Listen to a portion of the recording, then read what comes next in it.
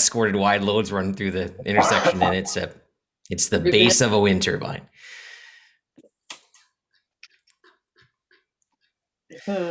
Okay. Well, I just want to welcome everyone to Agenda 19 of our Standing Committee on Environmental Protection, Water and Waste Management. Feels like I haven't chaired a meeting in days. It's Tuesday, October 19th, 2021. We have a few items on our agenda today with speakers on them as well. I'll ask Chris to do a roll call, please. Happy to do so, Chair. Councillor Brockington. Councillor Cloutier. Present. Councillor DeRose. Present. Here. Councillor Hubley. Hubley provided regrets directly to me. Councillor King. Here.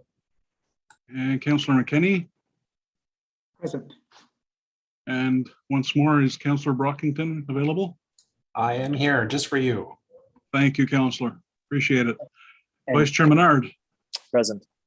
And Chair Moffat. Here, just remember that Councillor Brockington is only here for Chris. If he asks us for support on anything, just remember what he just said. Remember that he's not here for us. And Chris, you skipped over Councillor Eglai. I don't know if he offered regrets. He provided regrets as well. I see, got it. Sorry, thank you. How dare you question Chris's process. Declaration of interest. Seeing none. Confirmation of minutes of our meeting of Tuesday, September 21st, 2021. Those meeting minutes carried? Carried. Carried. Thank you so much. So, just gonna double check here. Yes, we have speakers on all three items. So we will start with item number 1, which is release of the Better Buildings Ottawa strategy and launch of the benchmarking and auditing program.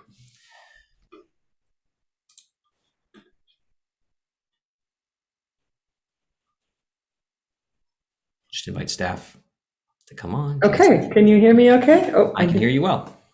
Okay, perfect.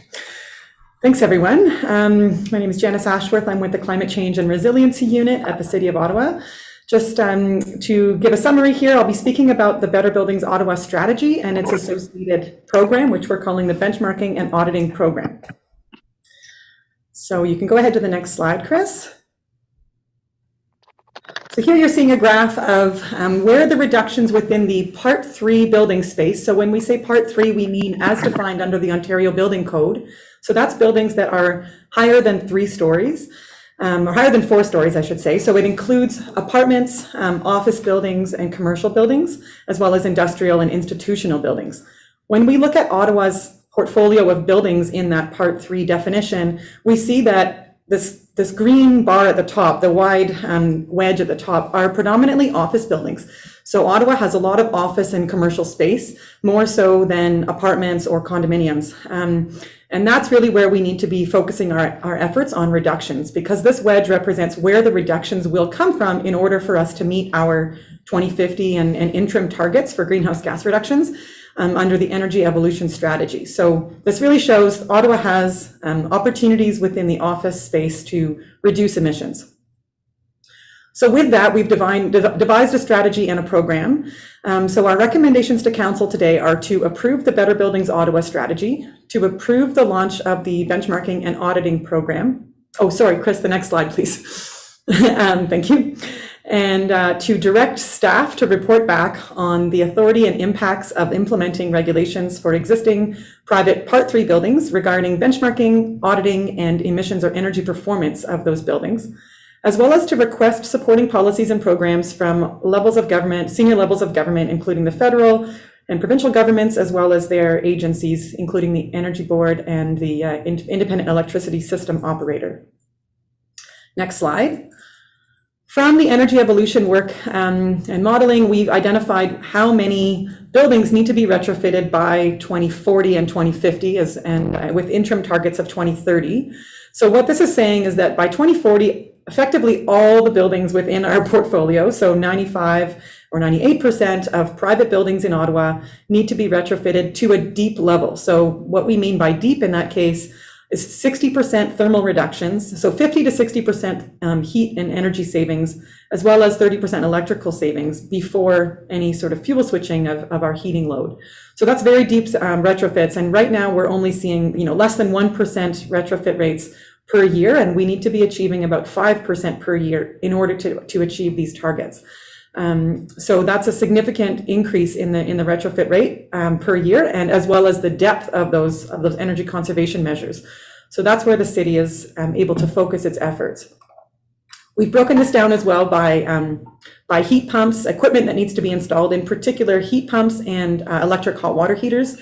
So we've got fairly significant numbers, 83,000 heat pumps installed in apartments by 2040, and about 73% of heating load being met by heat pumps across the commercial and industrial space by 2050. So next slide. In developing our strategy, we followed the market transformation theory approach. And what that really means is to start with voluntary targets and the voluntary measures as you're building momentum. You get those early adopters on board. When you get to mass adoption, you move to regulatory approaches, regulations and standards. So we can use incentives, support, and financing in order to sort of shift that curve. The unfortunate part about this curve is that for Ottawa, and across the world right now, we have very little time for this curve to follow its natural progression. So we need to be doing whatever we can in order to expedite that market transformation. So that's where you'll see we're suggesting voluntary measures for the next 4 years, and then moving into the mandatory measures by 2025 in order to sort of shorten the length of that curve and be able to achieve the outcomes that we need in the time frame called for. Next slide. We've done consultations on this strategy. We've had presentations and meetings starting back in 2 years ago or so. We've been having discussions as well as during the energy evolution sounding board conversations. These types of topics came up, but specifically on the strategy for the last couple of years. We've done 2 public surveys in that time. We've circulated drafts of the strategy. We've targeted that engagement at building owners, property managers, building occupants, and service providers. And so far, generally, support has been generally positive on the approach. We've also struck a steering committee to advise the development of the strategy and the program. Okay, next slide. So in summation of the strategy, it's made up of 5 steps: benchmarking and disclosure, marketing and education and training, coordinating and supporting accelerated retrofits, so through financing and bulk arrangements. Number 4 is energy retrofit standards and regulations. And then number 5 is senior government engagement. So we've got a program that's targeting the first 3 of these steps. So I'm going to speak about that in a moment. And the strategy that we're bringing forward with the recommendations to council is also targeting number 5.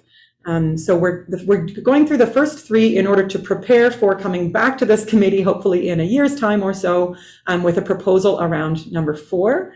And we'll get into more details about that as we go forward. So let's go to the next slide. So in order to tackle those first 3 steps of the strategy, we've devised this program called the Benchmarking and Auditing Program. And the 5 steps of the program, sorry for all these steps, but I like things numbered, I guess. So the 5 steps of the program, it starts with buildings. We're focusing on buildings over 20,000 square feet. They'll be invited to join the Better Buildings Ottawa network. And by joining that network, they're committing to benchmarking and disclosing their energy and water consumption. We're using a tool called Energy Star Portfolio Manager. That's a free national tool for doing that disclosure. If you know about the Ontario program that's already in place to do some of this, we're extending that program in a couple of ways. And one is by focusing on or inviting buildings much smaller, so 20,000 square feet instead of the 100,000 square feet threshold that the provincial program has right now.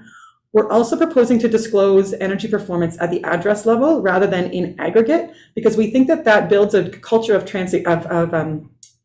transparency that's really important from a market transformation point of view. Step number two of the program is that we'll be providing participants of the network with a virtual energy audit, and as well as an Energy Star certification if they'd like. And we'll be also sharing with them a retrofit roadmap for their specific building archetype. So by sharing their monthly energy data with us, we can provide them with some insights and a scorecard to compare how they're doing against other buildings, as well as to indicate where they can focus their attention to really achieve energy and emission savings. The third step of the program is a street view and flyover thermal scan that will be completed in two areas, the commercial districts of North Canada and of Centretown or downtown. With that, we'll be able to select approximately 5 buildings that will be offered more detailed thermal energy audits as part of a feasibility study to see how effective the thermal energy audits, which is using a thermal camera around the outside of the building, how effective that is in helping drive some of the building envelope retrofit work that we're not seeing enough of yet in the regular marketplace. So we're looking to sort of focus on that thermal energy component that we know is a significant piece of the emissions pie for this particular segment of buildings. Number 4 within steps of the program are that all participants will be offered capacity building workshops and collaboration opportunities. So peer learning as well as learning from experts will be facilitated by participation in the program. And step 5 is to use the data collected to help develop a financing program for deep energy retrofits. So we're aiming to take advantage of the Canada Infrastructure Bank funding, but in order to do that, we have to aggregate at least $25 million worth of projects. So we can't do that with one building on its own or build one building at a time. We have to pool enough together and then leverage some of the unique opportunities for financing that the municipalities can offer, as well as that low interest funding or financing from the Canada Infrastructure Bank. So that last step, number 5, is where it kind of stems into step 4 of the strategy. So the strategy, I said, the first three components we're moving forward on through the program, and we're collecting data to be able to report back on step 4 of the strategy, which is the energy retrofit standards and regulations. So right now, there are performance standards for energy consumption mandated in New York City, St. Louis, and Washington, D.C., as well as in Vancouver. Vancouver is phasing them in over the next few years. Toronto announced approved a report a few months ago that is committing them to exploring their authority. So it appears so far that the Ontario Municipal Act has given municipalities authority to implement these kinds of regulations, but it has yet to be tested in the province. That same regulation applies both to the City of Toronto Act as well as in the Ontario Municipal Act. So we're working closely with Toronto to explore that. This strategy recommends that voluntary policies be in place until 2024, at which point we implement mandatory requirements pending the authority conversation, as well as pending what the province might do in the meantime. So regulations that will be considered include standards for benchmarking, auditing, and energy and emissions performance for buildings. The final step of the program is to engage senior levels of government because we know that the municipality can't do this alone. So we've got requests for the Government of Ontario, the Ontario Energy Board, and Independent Electricity System Operator, as well as for the Government of Canada to incentivize retrofits in ways that they can, to promote net zero retrofit codes, to provide authority to municipalities where needed, and to provide mandates for benchmarking and disclosure, if not given to municipalities for authority. That brings me to the end of the presentation. Sorry, the slides are a bit behind. My apologies, Chris. That's the last slide there.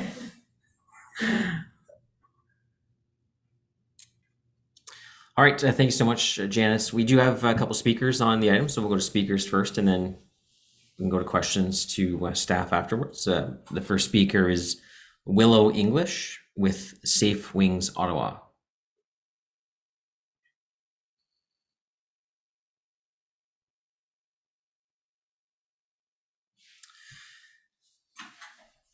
Is Miss English with us today?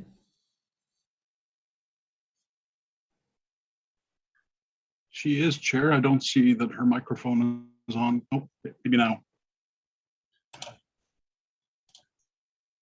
There you are. Sorry about that. It just took a little longer to rejoin. Can you hear me all right? I can hear you. I can hear you well. Yes, go ahead. Great. And I did have some slides. Are those visible? Okay, perfect. So I'm joining you today on behalf of Safe Wings, and my name is Willow English, and I wanted to talk to you about the Better Building Strategy. So if you looked on the cover of this strategy, you may have recognized the buildings as being on Kent Street downtown, and you may think of them as buildings that really fit in with this strategy because they could benefit from retrofits to reduce their greenhouse gas emissions. But as a volunteer with Safe Wings, I look at those buildings and I see something very different because those buildings are among the worst in Ottawa for collisions. Safe Wings volunteers have documented over 2,000 collisions at those two buildings alone within the past few years, and that includes over a dozen species at risk. And I actually just picked up some dead birds there this morning. So we think that the Better Building Strategy can be better and that it can address sustainability both in terms of emissions, but also in terms of supporting biodiversity. Now, a lot of what the strategy talks about are things like heat pumps, which may not be very relevant to birds, but the building envelope retrofits are where we can really make a difference. Next slide, please.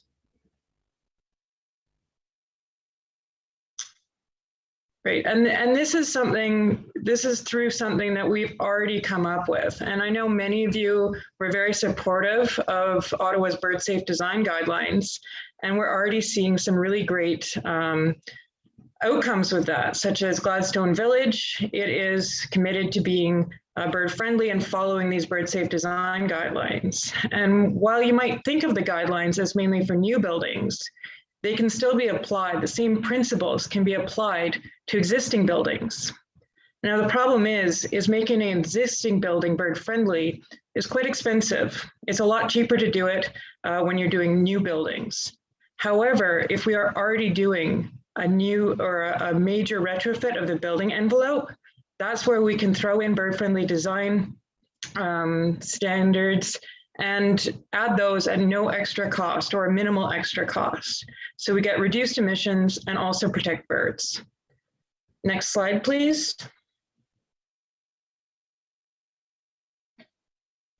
Great, thank you. And so we would like to reduce emissions and save birds with this strategy. And we think that this is possible through tying some of those incentives, the financial incentives, that we were talking about or hearing about just on that previous presentation to buildings following the bird safe design guidelines. And we have a really great example of this here in Ottawa already. This is 160 Elgin in the picture, and it went under a major renovation in the past few years, and they are now LEED certified gold. So we know that they have greatly reduced the emissions from this building.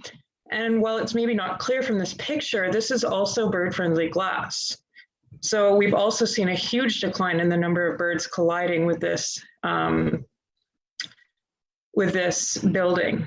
So this is really, for us, this is an example of how we can make this program work to take advantage of overlaps between energy efficiency and bird safe design. So for example, fritted glass, often it has more insulative capacity than regular glass.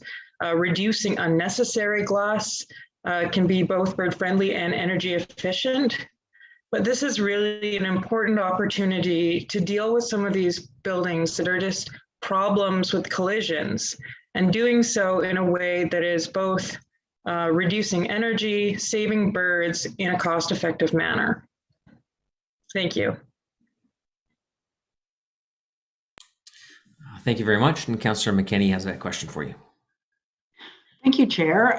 Thanks, Willow, for coming out today and for all you do, and Safe Wings as well, in terms of pushing the city and private builders, et cetera, towards more bird safe designs in the city.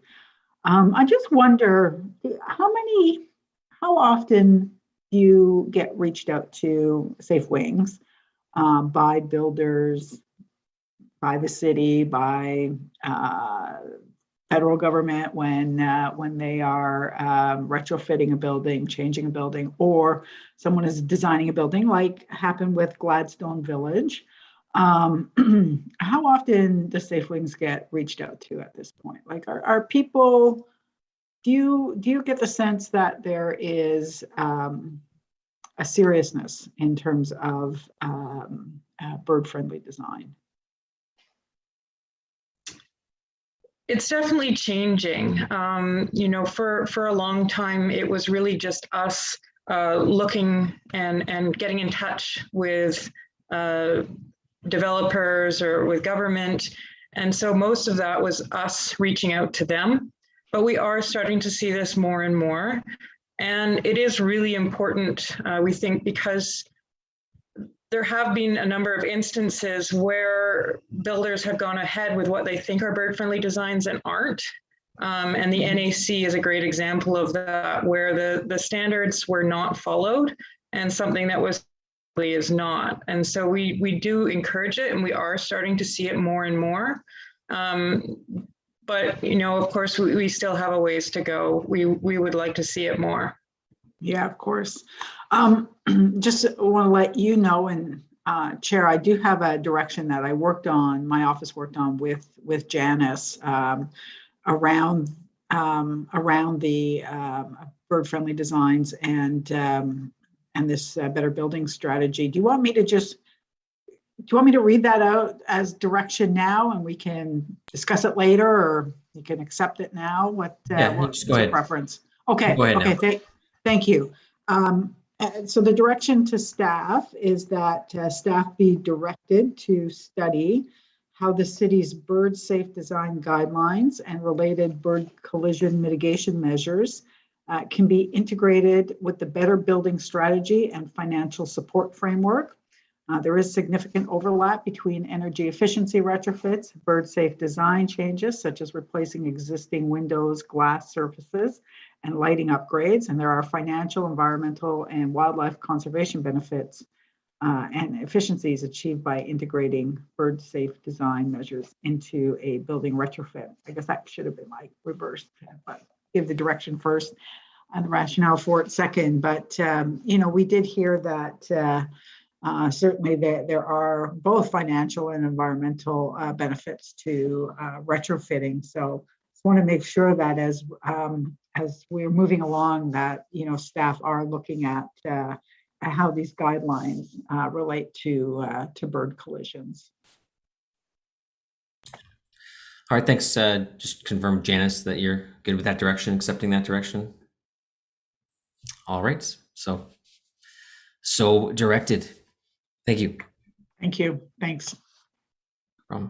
Thank you, Councillor. Thank you, Ms. English, for your time here today. Thank you. And our next speaker from Cafes is Angela Keller-Herzog. Okay, can you hear me? Yes, we can. Okay, great. So good afternoon. My name is Angela Keller-Herzog. I'm the Executive Director of Cafes, which is Community Associations for Environmental Sustainability. Our network of members, as most of you know, spans rural, suburban, and urban areas of Ottawa. So first of all, thank you, councillors, for your work on the Environment Committee. I think we're all a bit exhausted from the OP deliberations, and I think many of you would have worked the whole weekend through and into the evenings.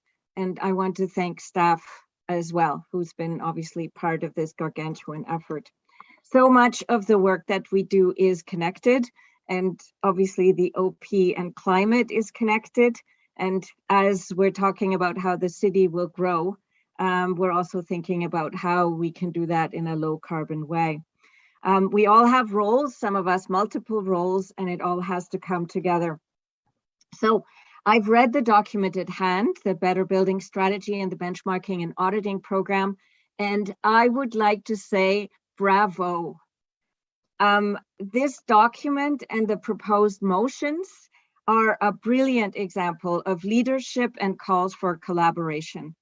And I would very much like to thank those of you who have worked on it and those of you who have supported it thus far. I'd like to highlight 3 reasons. Like Janice, I like to number things, why I think that this effort is really laudable. First of all, there is a sense of urgency. The benchmarking and auditing programming is looking at launching in Q4 2021. Boom. Not just a 2-year time horizon before some pencil will be sharpened, but we want to get going. Just give us the thumbs up and staff will start to make things happen. I think that's great. Second of all, I see this as a real example of leadership. Sometimes one player has all the power and authority and can dictate completely what's going to be for lunch on Saturday. But more commonly, and with complex public policy issues like climate, all manner of players have a part to play, and really nobody really controls it all. More and more in the climate literature, there has been a recognition of the huge importance of the local municipal level, and because that's where emissions really come from. But clearly the City of Ottawa does not fully control large private building management in Ottawa. The city does not own large buildings that this emission reduction program is aimed at, and not all enabling policies by other levels of government are set, and not all the financing is lined up. But rather than saying, this is not under our control, we can't do anything, this time the city is saying, hey, there are things that we can do, and we're going to reach out to the other players. We invite you and you to do this to contribute, and we call on others to do this and this little bit. And here's a proposed path forward to achieve what we need to achieve. We can only do it together. And third reason why I love this is it's practical and it's smart. It's an engagement and partnership approach looking to work in stages. So I hope that this proposed program receives full support from this committee, council, the mayor, FCM, and the provincial government. Cafés is not a large building owner. We do not stand to benefit directly, but as an informed observer, we would like to say, look here, bravo. Great. Thank you very much, Angela. Any questions for our delegation? Appreciate you coming today and your support on this file and recognition of staff's work on this. Seeing no questions, thank you. We also received correspondence on this item from John Dickey with the Eastern Ontario Landlord Organization in full support of the report here in front of us as well. All right, thank you. So any questions to staff on this? Councillor Menard, I think Councillor McKenney had a virtual hand as well as a real hand up. Go ahead, Councillor Menard. Thank you, Chair. Just want to thank staff for the comprehensive report. It is nice to have this in front of us. Building retrofits are really one of the main areas we need to go in terms of meeting our own goals. And the conversations we've been having, I think, internally around our own municipal buildings will jive very well with what we're seeing in front of us. So congratulations to staff on the work to bring this forward, the consultations that have gone on, and our push to meet our own goals that we've set out. I guess my one question is, what do incentives look like for these types of programs? You've mentioned multi-unit residential as being an area that may suit those types of incentives. Obviously, federal, provincial governments would play a role in that as well. But I'm just wondering if you can go into a bit more detail about how you see eventually incentives rolling out, and what that might look like. Sure, thanks for the question, Councillor Menard. As you've heard me present, this plan is, or this first step of the program is to get us ready to be able to launch a financing mechanism. We think that in terms of the resources that municipalities can tap into, the best opportunity for us right now is to be a flow through for funds from the Canada Infrastructure Bank. in order to achieve, flow those through to private building owners in Ottawa, we can only do that through aggregation. When we pool together enough buildings, then some of those smaller or medium-sized buildings that are not big enough portfolios on their own can have access to those funds. And the reason why that Canada Infrastructure Bank funding is so interesting is because it is they're offering cheaper and cheaper rates for deeper energy and emissions reductions. So you can get as low as 1% financing, fixed interest rate, if you're able to achieve 50% or more emissions reduction. And so that's where we're really trying to focus our efforts, is getting buildings to the point of being able to achieve those 50% reductions so that they can take advantage of that 1% money. That right now is our best opportunity for incentives. You've also heard us talk about an opportunity or a potential community improvement plan that would be for energy conservation. We're still working on that idea, and we'll come back to council when we've got a better proposal in place. But the funding mechanism for that is not yet clear. We haven't yet identified either a source of grant funds that we can flow through, or enough savings on the tax increment funding or tax increment to be able to allow us to offer those upfront grants. So we're looking at that opportunity. We're hopeful that there'll be something available that is just by way of a grant that we can offer. But right now, our real opportunity that we can target is that low cost financing. I appreciate the answer, and just given where we're at, I think we all know low cost financing's not going to get the job done for having the 5% turnover that we need per year for those deep retrofits. I think everyone's probably aware of that. I think back to the provincial programs where there was significant funding for things like window replacement, and other switches to things like heat pumps. I believe there was another grant program of that sort as well. That is really what we need. Ottawa can't do that just on its own, of course. We need partners to do it.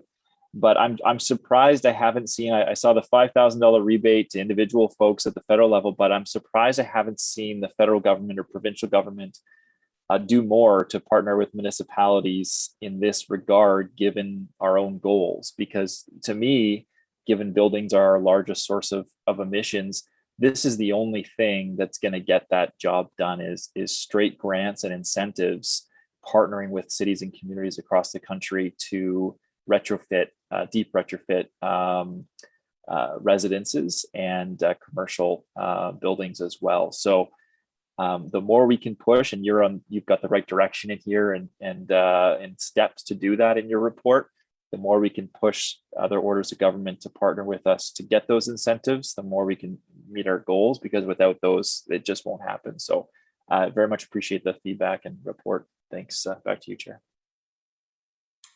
Thank you. Councillor McKinney.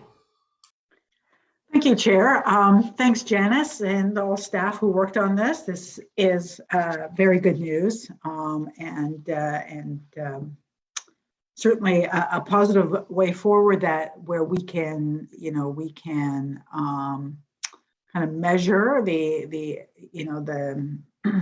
success as we move along and get reported back, because it really is probably one of our most important energy evolution goals, because we know that heating costs and energy costs and the contribution to greenhouse gases is immense. So thank you for that.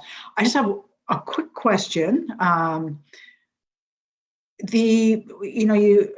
know that you talked about federal government buildings and working with the federal government, but I guess you weren't really specific. Has the federal government come to us? Like, they are, I guess, at least owner. I think they own, probably. They certainly lease, but they own the majority of large commercial buildings in the downtown.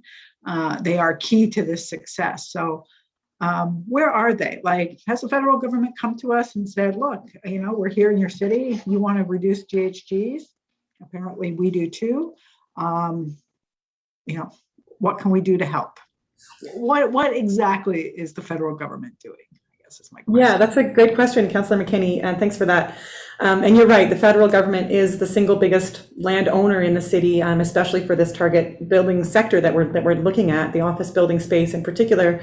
We have been chatting with them extensively. You'll see in this report, though, we specifically don't focus on the federal buildings or the public buildings in general, owned by any level of government, because they have their own mandates, and in most cases, including the federal government, their mandate is already in place to become net zero over time.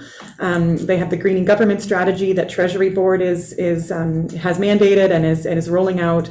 And, you know, BGIS is responsible for a large number of those buildings in Ottawa.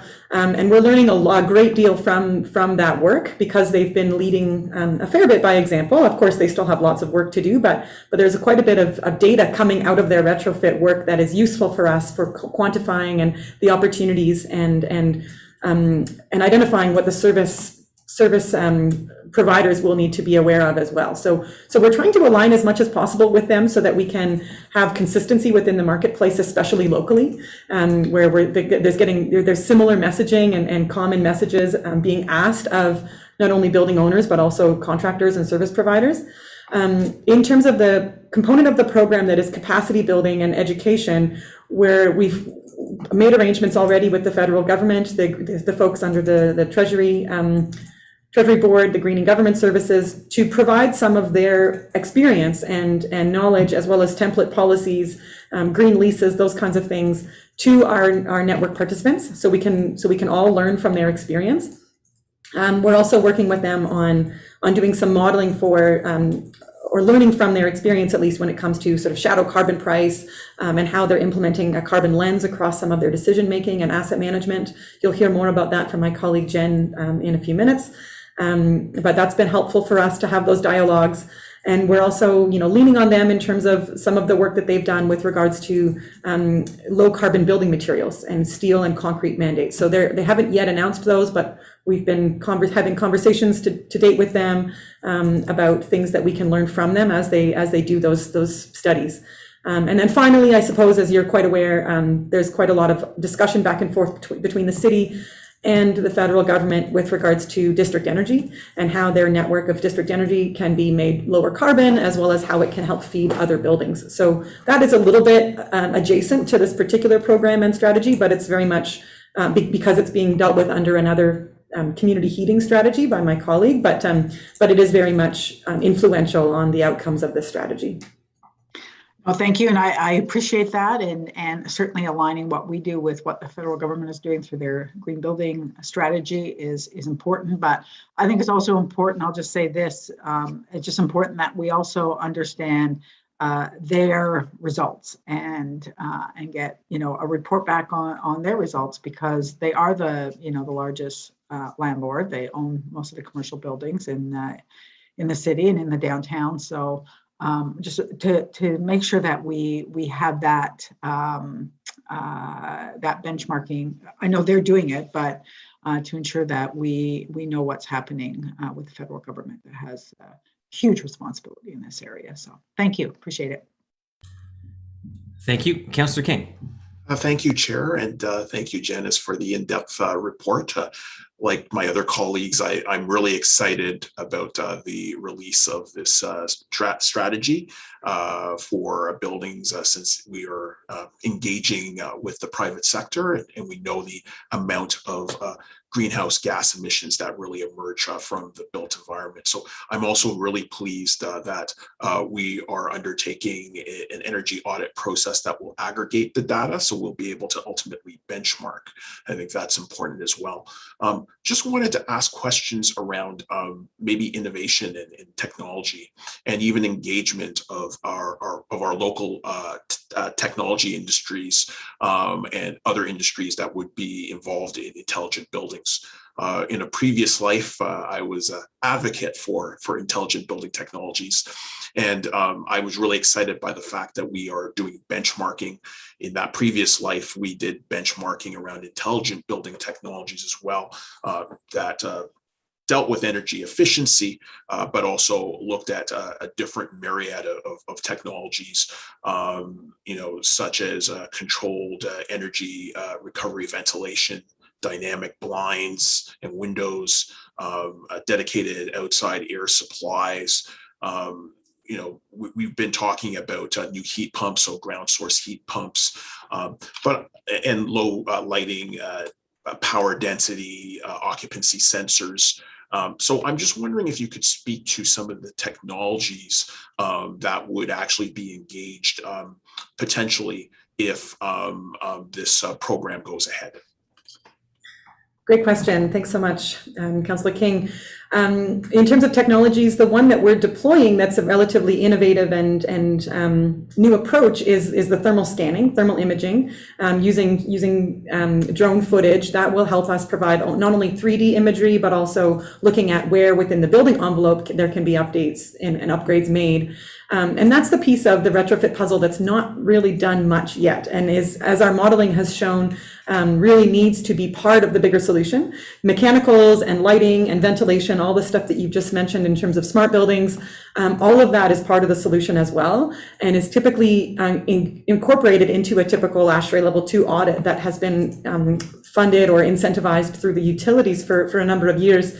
But what's not usually touched on yet is the envelope work. And our modeling is showing that that a number of the buildings, the majority of buildings, will need some sort of envelope improvement in order to achieve the thermal savings that we need. We can't just do it through fuel switching and changing the mechanicals and changing the electrical equipment and controls. We also need to look at envelopes. So that's why this program is sort of leaning that way, because it's the way that the market has not really approached yet. And we know that there will need to be, as Councillor Menard brought up, incentives and financing, low-cost financing available to make those investments pay off, because that's why the market hasn't gone there yet, right? Is it's not financially viable. So we need to see mass scale up to bring down the cost, but also incentives in order to encourage those types of upgrades. Not brushing off any of the mechanical and ventilation equipment that you've mentioned and smart controls. That will be part of also our energy scorecards, our insight suggestions, that we see through the virtual audits, as well as the education and capacity building program that we'll be running. We'll be talking about different technologies like thermal, like building automation systems, like ventilation systems, some of the controls that we can see, all of those lower cost solutions. But we'll also be adding in the component of building envelope work. Well, I appreciate the fact that you're going to be looking at both sides of the coin. And I really appreciated the fact in this report that we were, as a city, really looking at retrofit cost reduction measures and performance-based rebates for improving energy and emission performance. So I think we're on the right track. I'm very pleased with this report, and I'll be very pleased to support it. Thank you for all the hard work on it. Thank you. Sorry, I was just below my desk plugging in my charger. Any other questions for staff? Seeing none, just want to thank Janice for your work on this. I know Janice was also involved in the ongoing discussions throughout the official plan, so thank you for that as well. It's a massive team endeavor that was. So we go to the report, and I'll just read.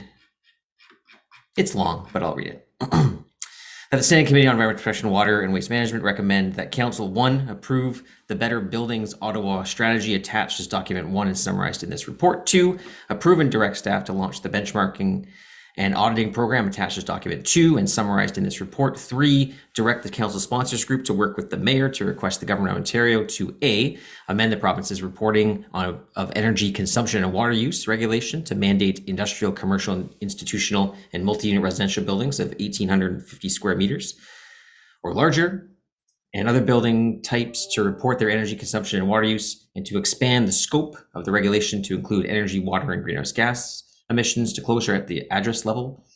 B, implement a net zero retrofit code. C, provide authority for municipalities to mandate and emissions performance standards should the government of Ontario not amend its energy consumption and water use regulation.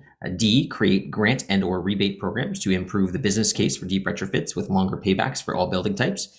And E, demonstrate leadership through deep carbon retrofits in provincially owned or leased buildings in Ottawa. 4, direct staff to report back to council on the city's legislative authority implementation plan to require the following for existing commercial, institutional, and multi-residential buildings of 1,850 square meters or larger, should the government of Ontario not amend its energy consumption and water use regulation. A, mandatory annual energy, water, and greenhouse gas emission benchmarking and disclosure. B, mandatory energy and emissions audits and or recommissioning reports and retrofit plans. And C, mandatory emissions or energy performance targets. 5, direct the council sponsor group to work with the mayor to request the government of Ontario to direct the Ontario Energy Board and independent electricity system operator to A, implement rate structure changes that favor electrification and fuel switching away from natural gas.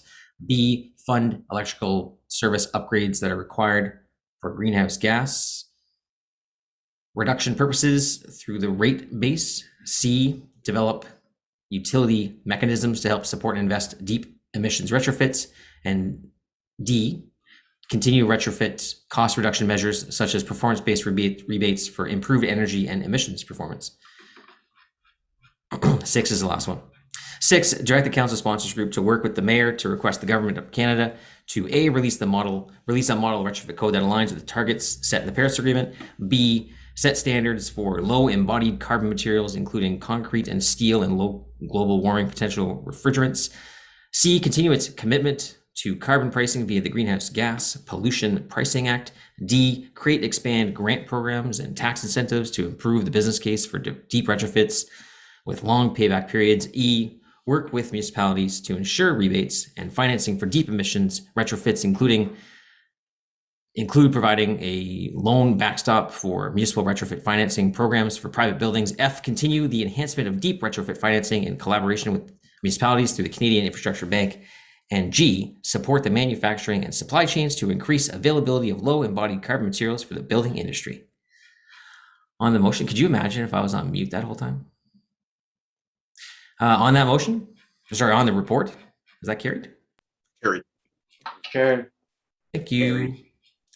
Now, item number 2 is the Climate Change Master Plan Annual Greenhouse Gas Inventories and Status Update, which I believe, as Janice mentioned, will be Jen Brown. And I am right. Well, Janice was right, and then I was right via Janice. Good afternoon, everyone. Can everyone hear me okay? We can. It's slightly echoey, but we can hear you. Oh, it's slightly. Was it echoey previously too? There we go. No. Get closer to me. That would probably. So good afternoon, everyone. As mentioned, I am Jen Brown. I'm a project manager in the Climate Change and Resiliency Unit, and I am here to provide a presentation on the annual Climate Change Master Plan update. Next slide, please. So staff recommend as part of the report that the Standing Committee on Environmental Protection, Water and Waste Management recommend that Council 1, receive the annual status update on the Climate Change Master Plan, including the 2020 greenhouse gas emission inventories attached as document 1 and updates on the Climate Change Master Plan 8 priority actions. And 2, approve that the 2020 Hydro Ottawa dividend surplus of $800,000 be used to fund the proposed spending plan as summarized in the staff report. Next slide, please. So I will start with a snapshot of the 2020 emissions. We'll start with the community, which are all those emissions that are within the geographic boundary of Ottawa. Similar to previous years, we're seeing a trend that roughly 90% of our emissions come from the buildings and transportation sector, with the waste and agricultural making up the remaining emissions. If we go by source, natural gas is the largest emitting source, followed by gasoline and diesel. Next slide, please. On the corporate side, so all those emissions that are attributable to municipal operations, we see that fleet is our largest emitting sector, which can be further broken down with transit fleet being the highest emitting sector at 44%. Directly correlated, you can see that diesel is the highest emitting source at roughly half of our emissions. Next slide, please. So this slide is to provide a bit of a refresher of what our greenhouse gas emission reduction targets are, both for the community as well as the corporation, and this is all based off a 2012 baseline level. I think most of us are quite familiar with our long-term targets for both the community and the corporation, but it's always good to get a refresher on what the short and mid-term targets are. Next slide, please. So if we start with the community emissions, since 2012, emissions have decreased 15%. And historically, this decline in emissions has been attributable to the coal phase out from Ontario electricity grid and a decrease in emissions from our electricity generation, as well as a decrease in consumption. But as we are all very well aware, 2020 was a unique year in which we experienced the beginning of the pandemic, which led to increase in remote work as well as remote learning. This led to buildings and businesses being, in some cases, temporarily shut down. And there was also a decrease in personal vehicle trips. And so the influence of the pandemic was seen most clearly on the transportation side. Previously, between 2012 and 2019, gasoline fuel consumption had remained relatively flat. However, between 2019 and 2020, we saw a significant drop in that there was a 30% drop in fuel consumption. If we start looking beyond 2020 and what it takes to meet our short and midterm targets, the community will need to reduce emissions by 5 to 6% per year over the next 5 to 10 years. And staff don't expect that the drop in community emissions due to the pandemic will be sustained once the virus is under control, and that further action and investment will be required to achieving our targets. Now, staff have been working on developing and launching plans, policies, and programs that have a direct impact or influence on our emission reductions. However, given that energy evolution was actually only approved 1 year ago this month, and that many of these policies, programs, and plans are still in development, it will take some time for these initiatives to have effect. And this is, and staff do not expect to see a significant reduction from these initiatives with probably for the next 2 to 3 GHG inventories, and this is primarily on the community side. And this is due to the number of projects, the scale, the complexity of the projects required, and also, as Janice mentioned in the earlier presentation, the city alone cannot achieve these targets, and there are factors outside of the city's control. And these include policy decisions made at senior levels of government, as well as the availability of funding and market solutions. If you go to the next slide, please. So on the corporate side, we have seen since 2012 a decrease in emissions of 43%. And this decrease in emissions remains, as in previous years, primarily due to the significant decline in emissions in the solid waste sector, which can be attributed to the considerable efficiencies made at the Trail Road Waste Facility. The remaining emission reductions can be also attributed to a decrease in fuel consumption within our fleet. We can specifically highlight transit fleet, which saw a 20% drop in diesel fuel consumption between 2019 and 2020, and then also a reduction in emissions at facilities. And so if we look ahead to how we're tracking towards meeting our staying on track to meeting our short-term target, given the planned acquisition of electric buses, as well as planned energy efficiency improvements to city facilities in the coming year, we expect that the corporation will stay on track to meet the 2025 target. Next slide, please. So the last update that was issued by Council on the status update of the Climate Change Master Plan was January 2021. Since then, in June, Council approved purchasing up to 450 zero-emission buses by 2027 and transitioning to a fully zero-emission bus fleet by 2036. Additionally, Council received Phase 2 of the Solid Waste Master Plan, which had climate considerations included. If we look at this month, it's been, I think we are all well aware that the new official plan was recently brought to joint committee, and this had climate considerations embedded throughout, as well as Janice just presented on the Better Building Ottawa strategy. Additionally, later this month, staff will look to launch the Better Homes Ottawa Loan Program, which is a program that will provide financing to homeowners to make energy efficiency retrofits in their home.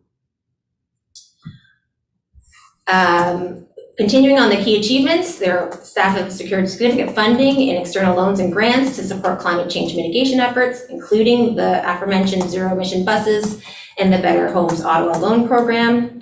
Additionally, 4 additional funding applications and 9 letters of support were submitted to encourage private action.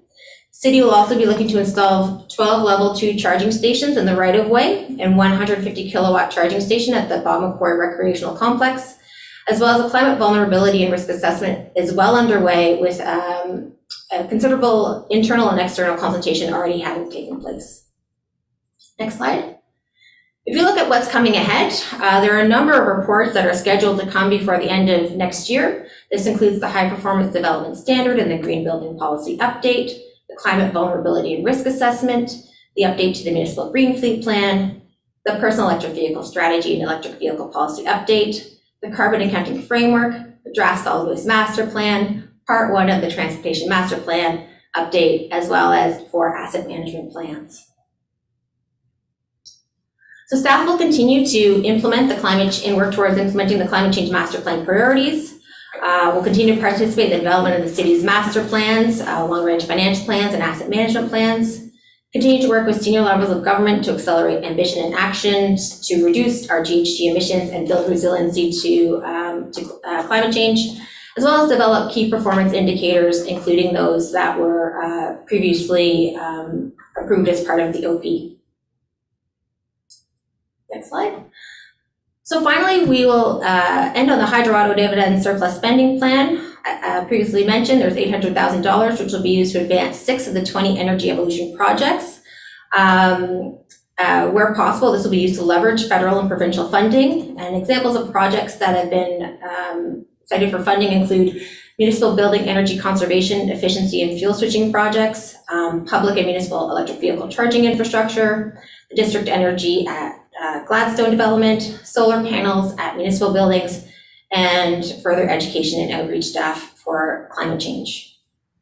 That brings me to the end of my presentation, and I'll hand it back to the chair. Thank you very much, Jen. We have 2 delegations on this item. We will start with Angela Keller-Herzog, followed by Peter Kroll.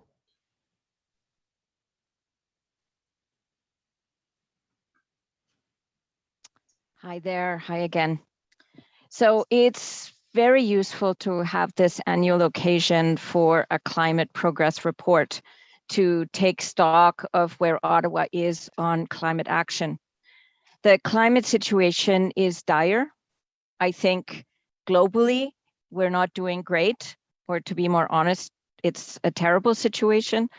And locally, municipally, I think we're also not doing great. Actually, the situation is pretty bad. I think that in terms of emissions, the reductions in emissions due to the COVID year are likely to be an anomaly. The trend is for rising emissions. And the report that many of you will not have had a chance to read closely because of the OP is that staff do not expect to see significant reduction in the next 2 to 3 years in greenhouse gas inventories, particularly on the community side. So in a decade where the call has gone out that we urgently must do actions to reduce emissions, Ottawa emissions are slated to probably rise. So I think that's as bad as it could be. Looking at a number of key observations and indicators, money, because money talks. We know that despite a climate plan that calls for expenditures of about $600 million a year, the City of Ottawa does not have a long-term financial plan to fund climate. I'm not trying to say that the City of Ottawa should endeavor to pay all of that by ourselves, but we should have a plan in place, and that plan should reflect how much the City of Ottawa contributes to the climate fight. Right now, on budget, we only have the handful of staff. And we know that our funding, as you just heard from Jennifer, comes from the off-budget Hydro Ottawa surplus.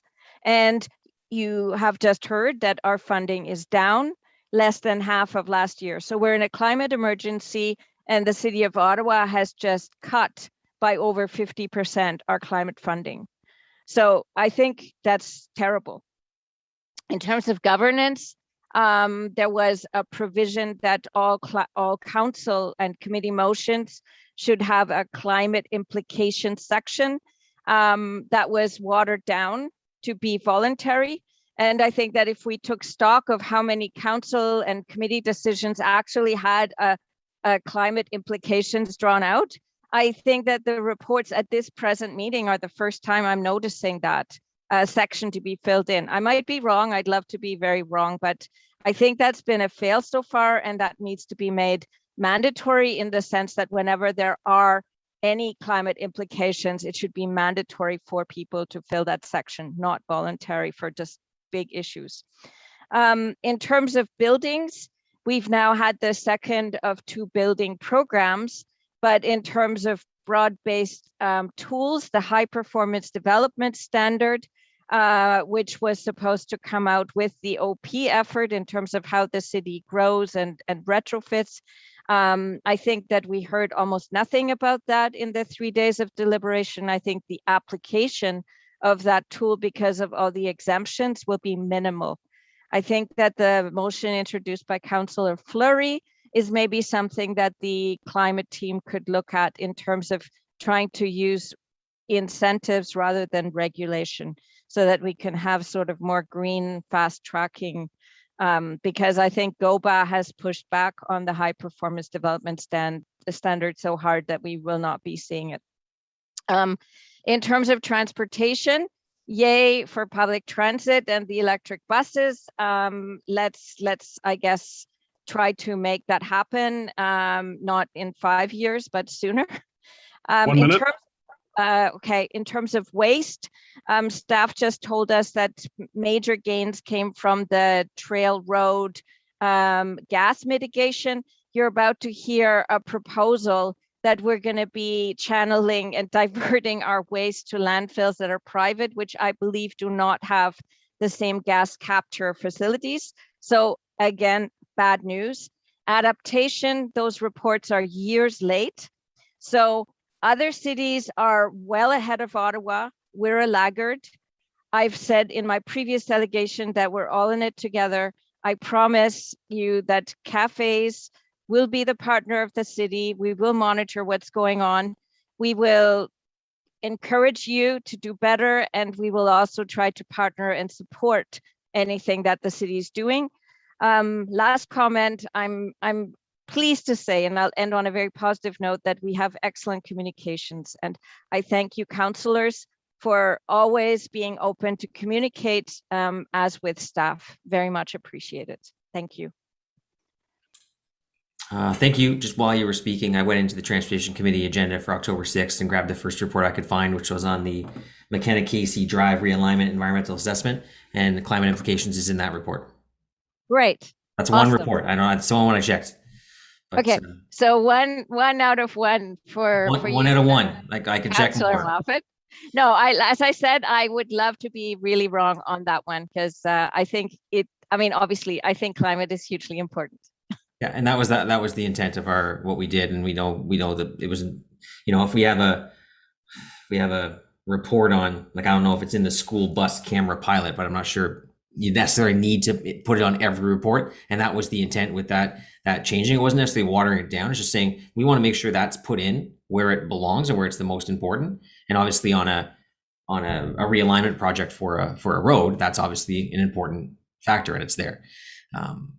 That was the intent. It's not to make sure that staff don't do it, and staff were clear on that when we did that through the governance report earlier this term. Councillor Menard has a question for you. Thank you, Chair. Thanks, Angela, for your presentation. The funding issue is certainly a challenge for me as well. I know we've brought motions in the past about looking at what kind of savings we could achieve through innovative financing, debt financing, for example, for things that save us money like retrofits, and how we can move that forward. I know there's been good discussions with the treasurer and with finance staff between our climate change group.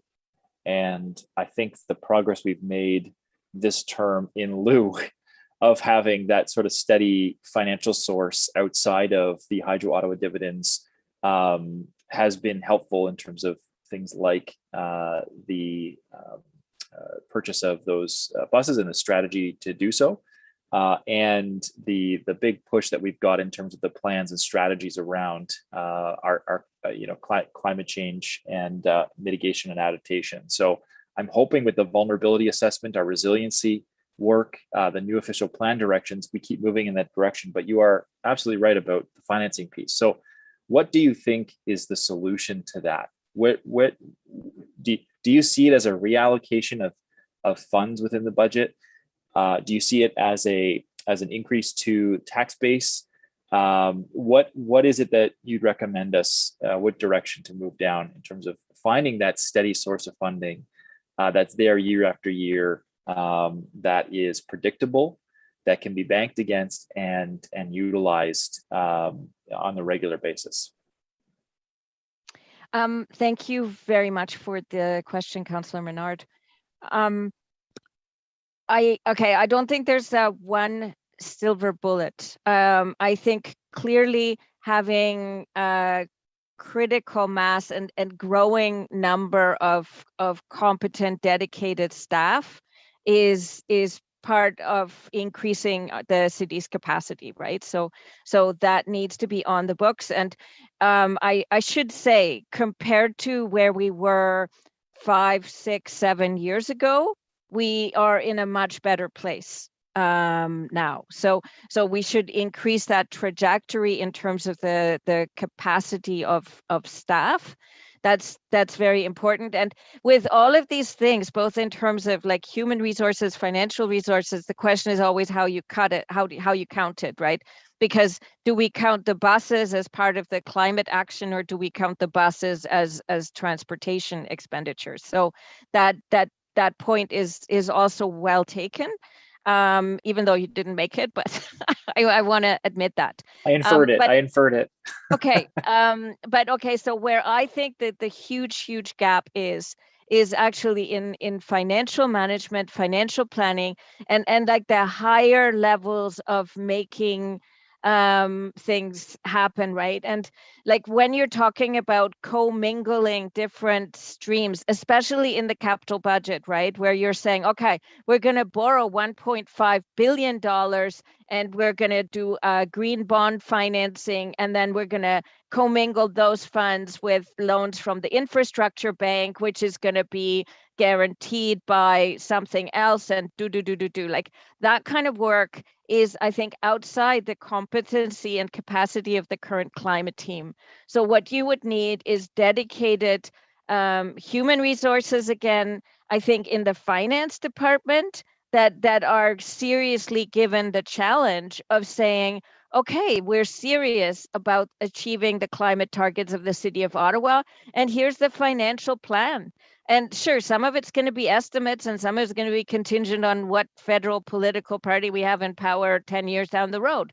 But we need to have a plan. And right now, we don't have a financial plan. So that's kind of like clue number one. And I think that like we have these kinds of people in the City of Ottawa. But getting 1 or 2 staff in finance, task them to do that. I think, and possibly putting in place a structural solution. So, in the same way that Hydro Ottawa is a fully owned corporation that is tasked with looking after certain things with energy distribution, the city could also have an option to create like a financial corporation that's a fully owned subsidiary to look after finance, so that there is a long-term financial plan, and not every piddly financial decision has to come through committees, and we start doing things not in this like piecemeal kind of way, but in a way that actually, again, puts in place longer-term financial pieces and takes advantage of the low interest rates that we still have now. I mean, everybody's expecting inflation and interest rates to go up. If the interest rate goes from like 2 to 4%, that's a doubling of financing costs. So, but again, like to have the capacity to commit for 10-year financing at certain interest rates, like you need to have the people and I guess the political will, the leadership from the top, because those are big pieces. I'll stop there. Okay, no, thank you for that. I appreciate it. I think that the financing piece is outstanding, because there is a lot that we've, I think, accomplished this term on our objectives here, but that's not sustainable without what you're talking about, which is that baseline financial investment every single year that can usually bring back savings. I know other municipalities have set it up where the savings achieved are actually reinvested. So they actually create a fund from the savings of things like LED lights. We do it differently here. The LED lights have saved us money, for example, that conversion, but it didn't go into a separate fund where we would keep investing that to other things that save us money, like building retrofits. But I'm proud of the things that we have done around things like the conversion of transit and slower conversion, but it's happening, electrification of transit, and that will be quicker in the years ahead. And our streetlight conversion, our waste diversion. I'm happy to see ROPEC as well have the type of investment that it did recently, and the type of reduction in emissions and net zero that can bring as well, and our waste diversion too. I think we're on the right track there. Greener buildings, we're on the track to do better. I think you're absolutely right about that finance. Really, just appreciate your contributions to this point. A lot more to do, so thank you. Thank you. Thank you. A lesson in taking things out of context. I'm gonna take the quote that Councillor Menard just said. The financing piece is outstanding. I'm just gonna quote that. I'm gonna throw it over there. It's a great quote. No, see, that's what you can do. That's politics, right? People can be jerks and take things out of context. I wouldn't do that to Sean. Thank you, Angela, for your time. Our next speaker is Peter Kroll. Hi, thank you very much. I don't see that my video is on, but that's okay. I hope you can hear me. I can hear you. Thank you. My name is Peter Kroll. I'm from Capital Ward, and I want to thank the committee for the opportunity to speak about the greenhouse gas annual report that is being presented today. I appreciate the work that you've done so far on this. My overarching comments refer to funding. Angela has spoken about this, and I won't repeat what she has said. The $800,000 is woefully inadequate, and a financial plan is needed. My next comments address the priorities identified in the Climate Change Master Plan with respect to the energy evolution strategy. I know that city staff have been working hard and congratulate them on the achievements noted in the report.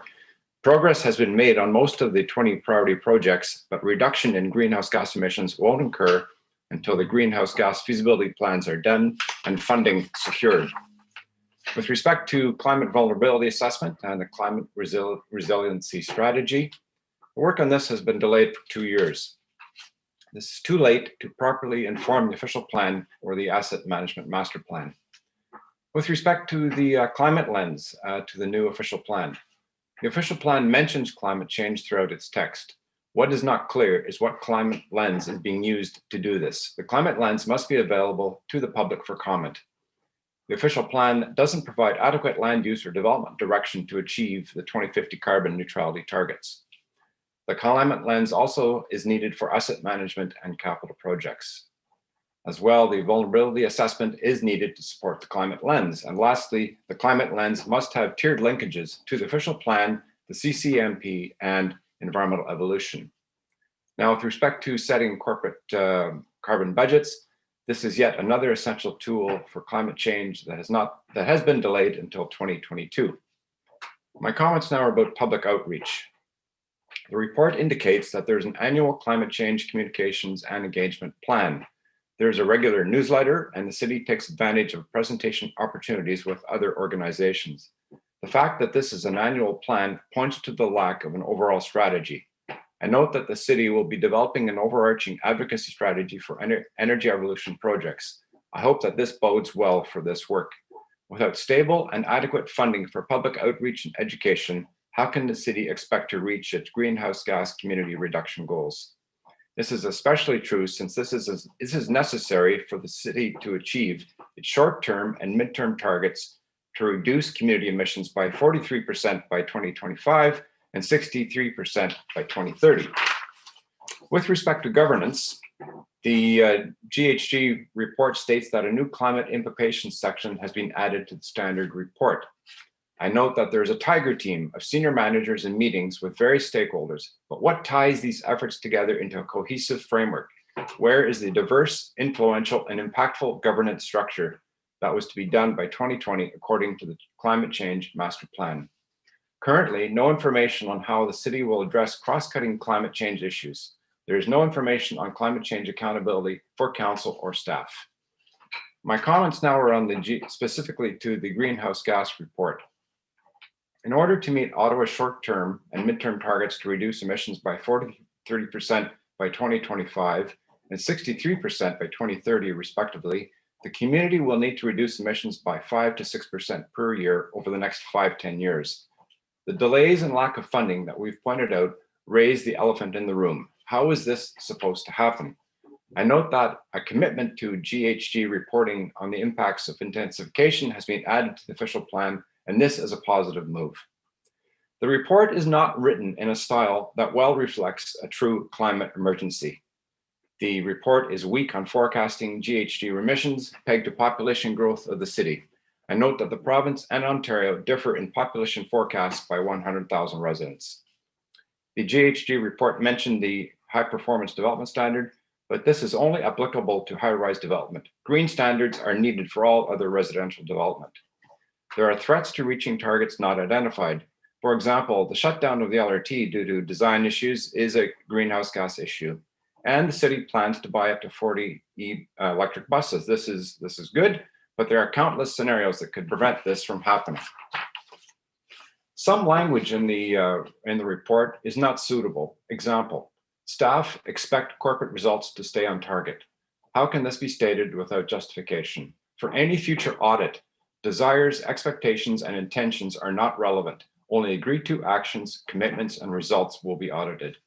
Lastly, the analysis on how COVID will affect greenhouse gas emissions is weak. COVID is changing transportation, residential, and office work needs. Thank you for your time and attention. I hope these comments are useful to you. Good luck with your work that lies ahead. It is so important for current and present generations if we truly wish to have a healthy, prosperous, and livable neighborhoods and a sustainable city. Thank you very much. Thank you. Councillor Menard has a question for you. Thanks very much, Chair. Thanks, Peter, for being here. These are comments that certainly push us to keep doing better, and they are helpful. I always appreciate constructive criticism for the city, because I think that's the only way you improve. So in terms of the climate lens, I will ask staff about that in the questions of staff section, and just raise how we've been going about that. And I think, if you've got some of these suggestions specifically about how we can start to enact more of these pieces, because it is a process, and given the city has been a bit behind on these pieces for some time and is just catching up now, as far as I'm concerned, in terms of actual proper staffing and getting the projects in place that'll start to really mitigate our GHGs and our emissions. This is a work in progress, but there is progress. And so given where we're at, if you have those suggestions for how we ramp up, obviously immediately isn't possible, but making steady progress is what we need to do, given where we've been. And there is an emergency. We need to treat it like one. Absolutely. So I appreciate you being here, and just if there's any other information you want to give us, or if you're able to send us more on what you think needs to be done in the immediate, that's very helpful. Thank you very much, Councillor Menard. I just wish to say that my comments are not spoken in isolation. I work with 7 other individuals called the Citizen Climate Council, and we're an informal group of retired professional federal managers and consultants. And we've been working with Angela and Cafes and a few other groups, and we want to work in the spirit of cooperation and not criticism. And I'll bring your comments to our group, and we'll see what we can do. Okay, thank you very much, sir. Appreciate that. All right, thank you. So I don't see any more questions for Peter. Thank you for your time today. Any questions to staff on this report, this update? Yeah, Councillor Brockington. Thanks, Chair. Can staff just touch upon more of the 2020 data that they've presented? For years going forward, 2020 is going to have an asterisk beside it for all data. It was a year that is like no other, or was like no other. And no dispute, GHGs went down. There was far less of everything going on, except trips to Walmart, because that was the only place to get toilet paper.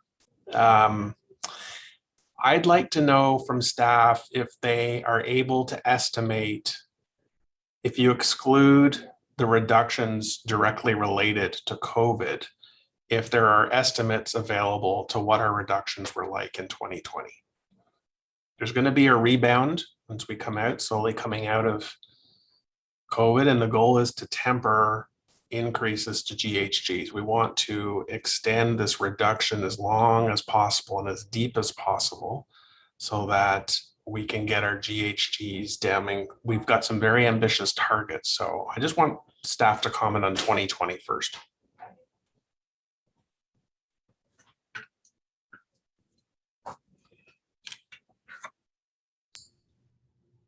Sort of figuring out the technology over here. In terms of the impact of COVID on the inventory,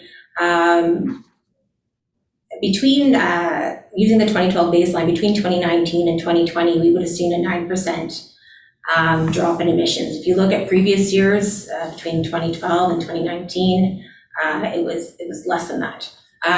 So we are obviously seeing the impacts of COVID on that 2020 inventory, and expect to see it in 2021 as well, as we are not out of the pandemic. In terms of teasing it out, I don't have that data available, but could take that away and see if we could do some further analysis. That's fine. The answer's fine. I appreciate that. Hydro dividends they should be predictable, but they are not at the same time. And I want to know what's the backup plan? Do we have other funding sources via the city's budget to come back and fund? I think the chronic complaint from the public has been, we're in an emergency and you are barely funding. Like, the contribution is so minor. And to points that Councillor Menard and others have made in the past, is a lot of these initiatives have a return on that investment. That there might be an upfront cost, but there's a financial payoff in addition to the environmental payoff that we get. And why can't we make an economic case that if you put X number of dollars into initiatives, here's the payoff, here's the payback, not just environmentally, but also financially. So I think there's a case to be made. And I think that when the hydro dividend falls short, we shouldn't just say we're doing less because we can't afford it. There has to be an automatic agreement that within the city's budget, we will find resources to fund this because it's so critical. I will ask Andrea Flowers to answer that question. Thank you. Thank you, Councillor. Through you, Chair. We know that the funding is a significant challenge with this. We've all spoken about the fact that we need other levels of government to support funding on this. Yes, as you pointed out, the Hydro Ottawa dividend surplus is available in this term of council. We will, of course, have to revisit that decision for the next term of council. Council will also have decisions to make through the annual budgeting process and through the long-range financial plans. It was mentioned earlier that we don't currently have a long-range financial plan. Of course, we have several long-range financial plans, and the aspects and the climate considerations will need to be embedded systemically in each of these long-range financial plans as they're developed. And so through a previously approved motion, there is direction for the section manager of the Climate Resiliency Unit to participate in those processes. And we have been in regular discussions with finance about how we can move this forward.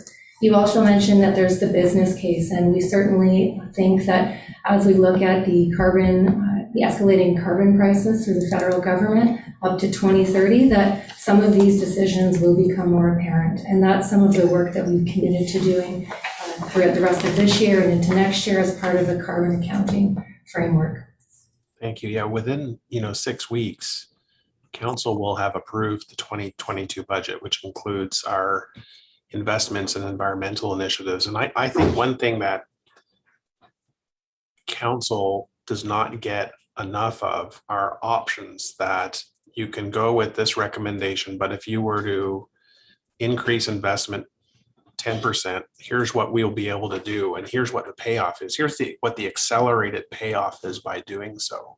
Conversely, if you cut certain programs or initiatives, here's the impact, not just in 1 year, but again, long term. So again, I'll park that for my colleagues. We're going to be immersed in the budget very soon. And obviously we'll be hosting our own public delegations and our wards, but also this committee.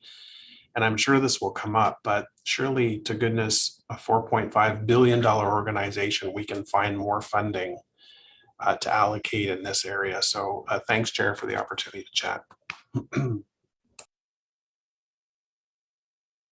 Thank you, Councillor Menard. Thanks very much, Chair. I do want to come back to the delegation and ask staff how the climate lens and the application to the climate implications section in the reports is going. It's a new initiative. I'm sure it's a lot more work as a result of having to review these pieces, and the individual departments take it on as well as your team. So I'm wondering how it's going, what you're seeing, and any trends for yourselves, workload, that sort of thing, if you can comment on that.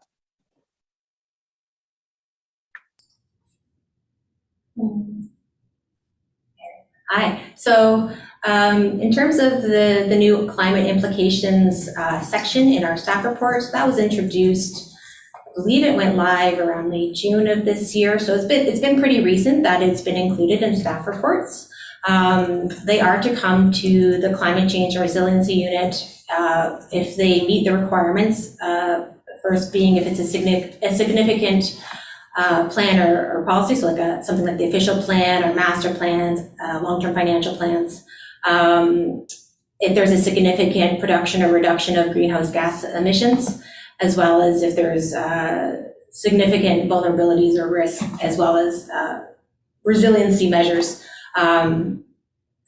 included in the project. So in terms of workload so far, there's been a steady number of reports that have come forward. Some it is optional for those other reports. Some have come forward to complete the section that are optional. So it's still to be determined, I guess, as it's still an early initiative, just the volume, we'll say. But maybe I'll just take this opportunity also just to mention it's not the only area that a climate lens is being applied within the city. In terms of in the climate change master plan, it was identified as two of the 8 priorities was to apply a climate lens to the official plan and supporting master plans, and apply a climate lens to the asset management plans and capital projects. So that work is being done. We've also identified the need to develop a carbon accounting tool, which would be brought in at the development phase of a project to determine the GHG impacts potentially at the project level. And so that is currently in development and was mentioned that it would be brought forward in 2022 to committee for discussion. So and that would be looked to be embedded in city business as well. So like our long range financial plans and project development, like I said up front. So there are other opportunities that we staff are working on other than the climate implications section. Thank you for that. That's helpful. That's a helpful update. It's good to just hear those inner workings and the result of some of the directions that obviously this committee has given and through the chair and otherwise. So obviously, the chair's work to get that dividend to this project was also is also notable, and was done early in the term, and I think before people expected, not knowing how much it would actually be, but it's turned out to be helpful in many cases. Obviously, there's a lot more needed. I have just 2 follow-up questions. So one is on the lens, do you, for a road expansion, for example, or a road widening, will all of those come to you? The chair mentioned one run report and transportation committee on the EA, I believe. Will you see all road widening projects, road expansions, would those come through your office? In terms of the climate implications section? Yeah. Currently, those would likely not be captured under the definition of what's required for the climate implication section. That's disappointing. Those are one of our biggest costs, and obviously the new traffic that they generate, because that's what happens, you induce demand. Those should be included. So maybe I'll work with you offline to figure out how those can be included, because there is an effect, given transportation's high in our list in terms of emissions corporately anyway, as well as citywide. So I will maybe follow up with you to see how that could be included. I also wanted to ask on the Hydro Ottawa dividend surplus, as I say, that has been a positive. How would having a reliable source of funding, aside from that dividend surplus, change the planning and implementation process for projects like within the energy evolution portfolio?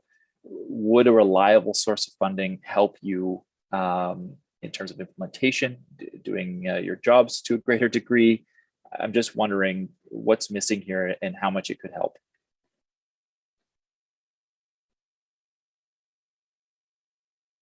Thank you for the question.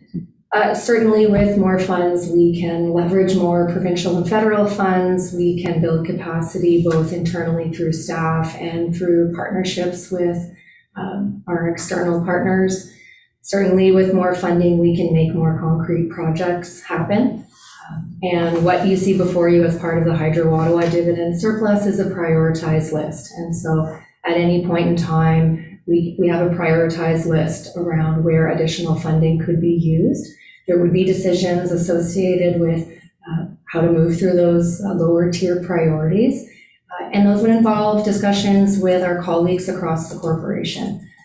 If I go back to the climate lens as an example, certainly we've seen other plans. We saw it yesterday with the official plan. You'll hear about it at solid waste report, the Parks and Rec master plan, the transportation master plan that comes forward. Our colleagues themselves are taking these climate considerations and thinking about how to integrate them into their projects, both through the planning processes, the policies that fall out of it, and then through the projects that ultimately get implemented. And so a prioritized list would also involve discussions with our internal colleagues and our external partners around what else we would do. Okay, thank you for that. That's really, really helpful. I'm wondering, are we expecting any source of funds in the 2022 budget to come forward that would accomplish what we've been talking about, even minor in nature? I'm just wondering if that is, maybe the chair knows, or otherwise, or is that slated to come in addition to the dividend surplus that we've seen?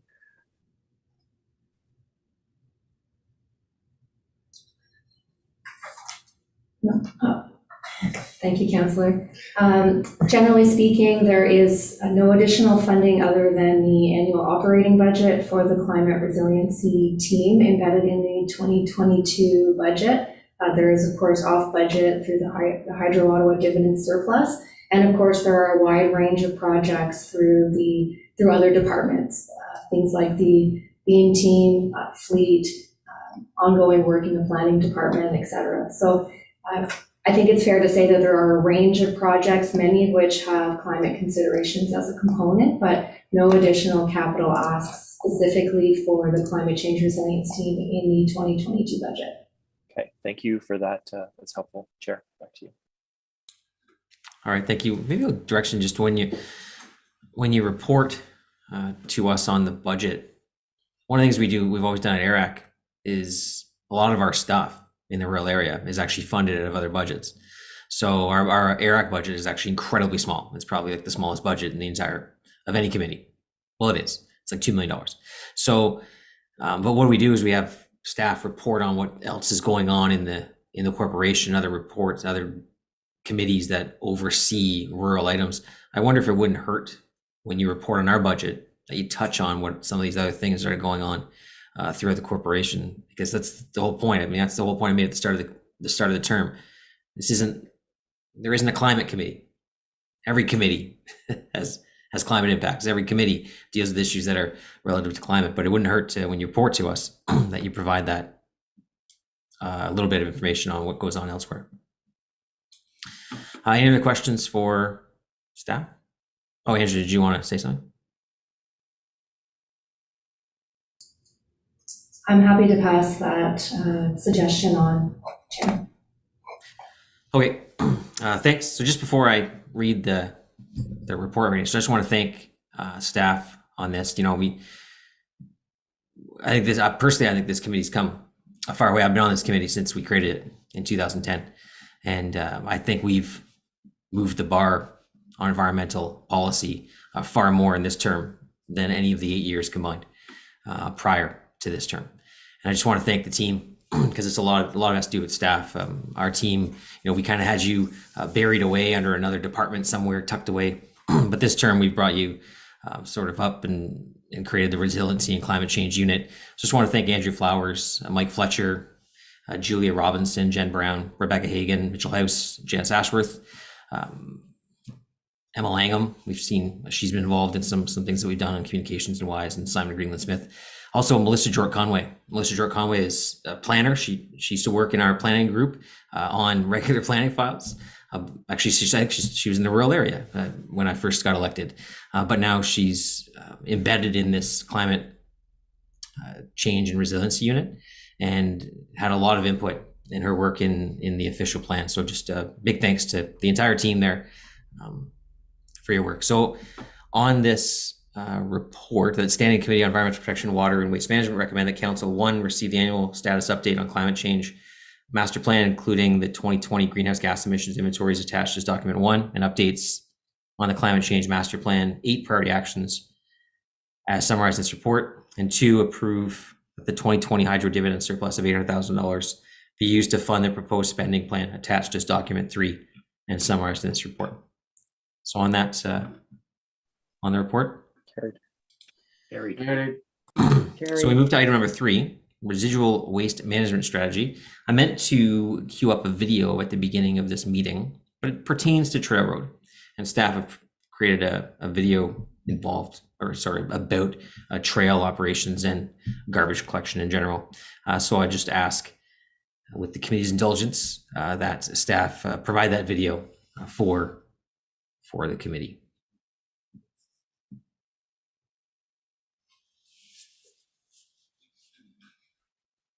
What happens to my garbage?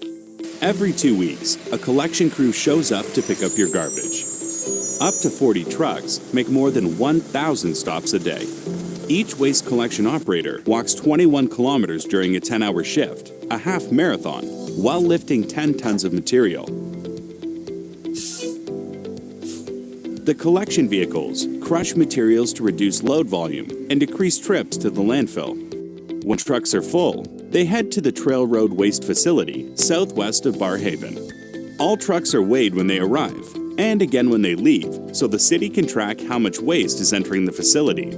On average, Trail Road receives 1,000 tons of garbage per day. The vehicles, when they arrive on our landfill, drive up onto our scale house here behind me. The scale attendants process 600 vehicles a day. They guide everyone on where they need to go and take payments from those customers who have to pay a tipping fee. At the small loads area, materials can be dropped off for reuse or recycling. There's no charge for glass, metal, plastic, tires, scrap metal, and electronic waste. Brush and cardboard are accepted for a small fee.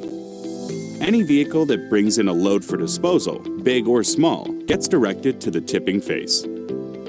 The tipping face is the active zone at the edge of a landfill. The mountain of garbage we're standing on grows every day, which means the tipping face moves continuously. Collection trucks head back to the scale house after they are emptied. Heavy equipment operators compact newly added waste with an enormous bulldozer and a packer to flatten it as much as possible. Other measures are taken for safety, sustainability, and odor control. We put up fences around the site to stop garbage such as plastic bags from flying onto the highway nearby. We hire a company that bring in hawks and falcons to deter the seagulls from coming onto the site and spreading the garbage. So our tipping face at night is covered with a tarp, soil, and wood chips. Once an area is full, it is sealed with a raincoat-like barrier and various layers of soil, then topped with grass. The Trail Road landfill opened in 1980, and the area that is now full is much bigger than the active area. The overall waste footprint is 85 hectares, more than 150 football fields wide. But how much space is left? In 2021, we learned that our landfill could reach capacity as early as between 2036 and 2038 if we keep doing what we're doing. But if all residents strive to create less garbage together, it can last longer. So, what else happens at Trail Road? The city's waste facility is a highly engineered site. A lot of effort goes into protecting the environment. Groundwater is monitored carefully, and leachate is collected and pre-treated right at Trail. Leachate, or garbage juice in layman's terms, is a mix of liquids from wet waste and added rain or snow. After 24 hours in a settling basin, tankers take it to ROPEC, the city's wastewater treatment plant. Power Trail is a private-public partnership that generates electricity from landfill gas, powering 6,000 homes and businesses. CO2 and methane form when organic matter decomposes in the absence of oxygen. Wells capture these harmful greenhouse gases to prevent them from entering the atmosphere. At an outdoor composting facility, leaf and yard waste is turned into potting soil and then sold to residents so they can reuse it in their own yards or community gardens. The administration building was designed with a Silver LEED Green Building certification, housing offices in the front and a garage in the back. This building here behind me is where we store, clean, and maintain our heavy equipment, such as the water truck for dust control, our rock trucks for soil management, and then, of course, our compactor and bulldozer. Our compactor weighs 56 tons. That's the weight of 6 elephants. After a long day, they are stored in the garage. At 7 a.m. the next morning, the waste facility will open again, and the collection crews will bring in more garbage. Your garbage. Good news? If you make full use of your green bin and recycling bins, you can keep 75% of your waste out of the landfill. But the best way to reduce waste is to avoid creating it. Buy less, repair more, choose reusable containers, refuse unnecessary packaging, sell, swap, donate, re-gift, or repurpose what you no longer need. With your help, our landfill will last longer. Not sure what goes in which bin? Visit ottawa.ca/waste explorer.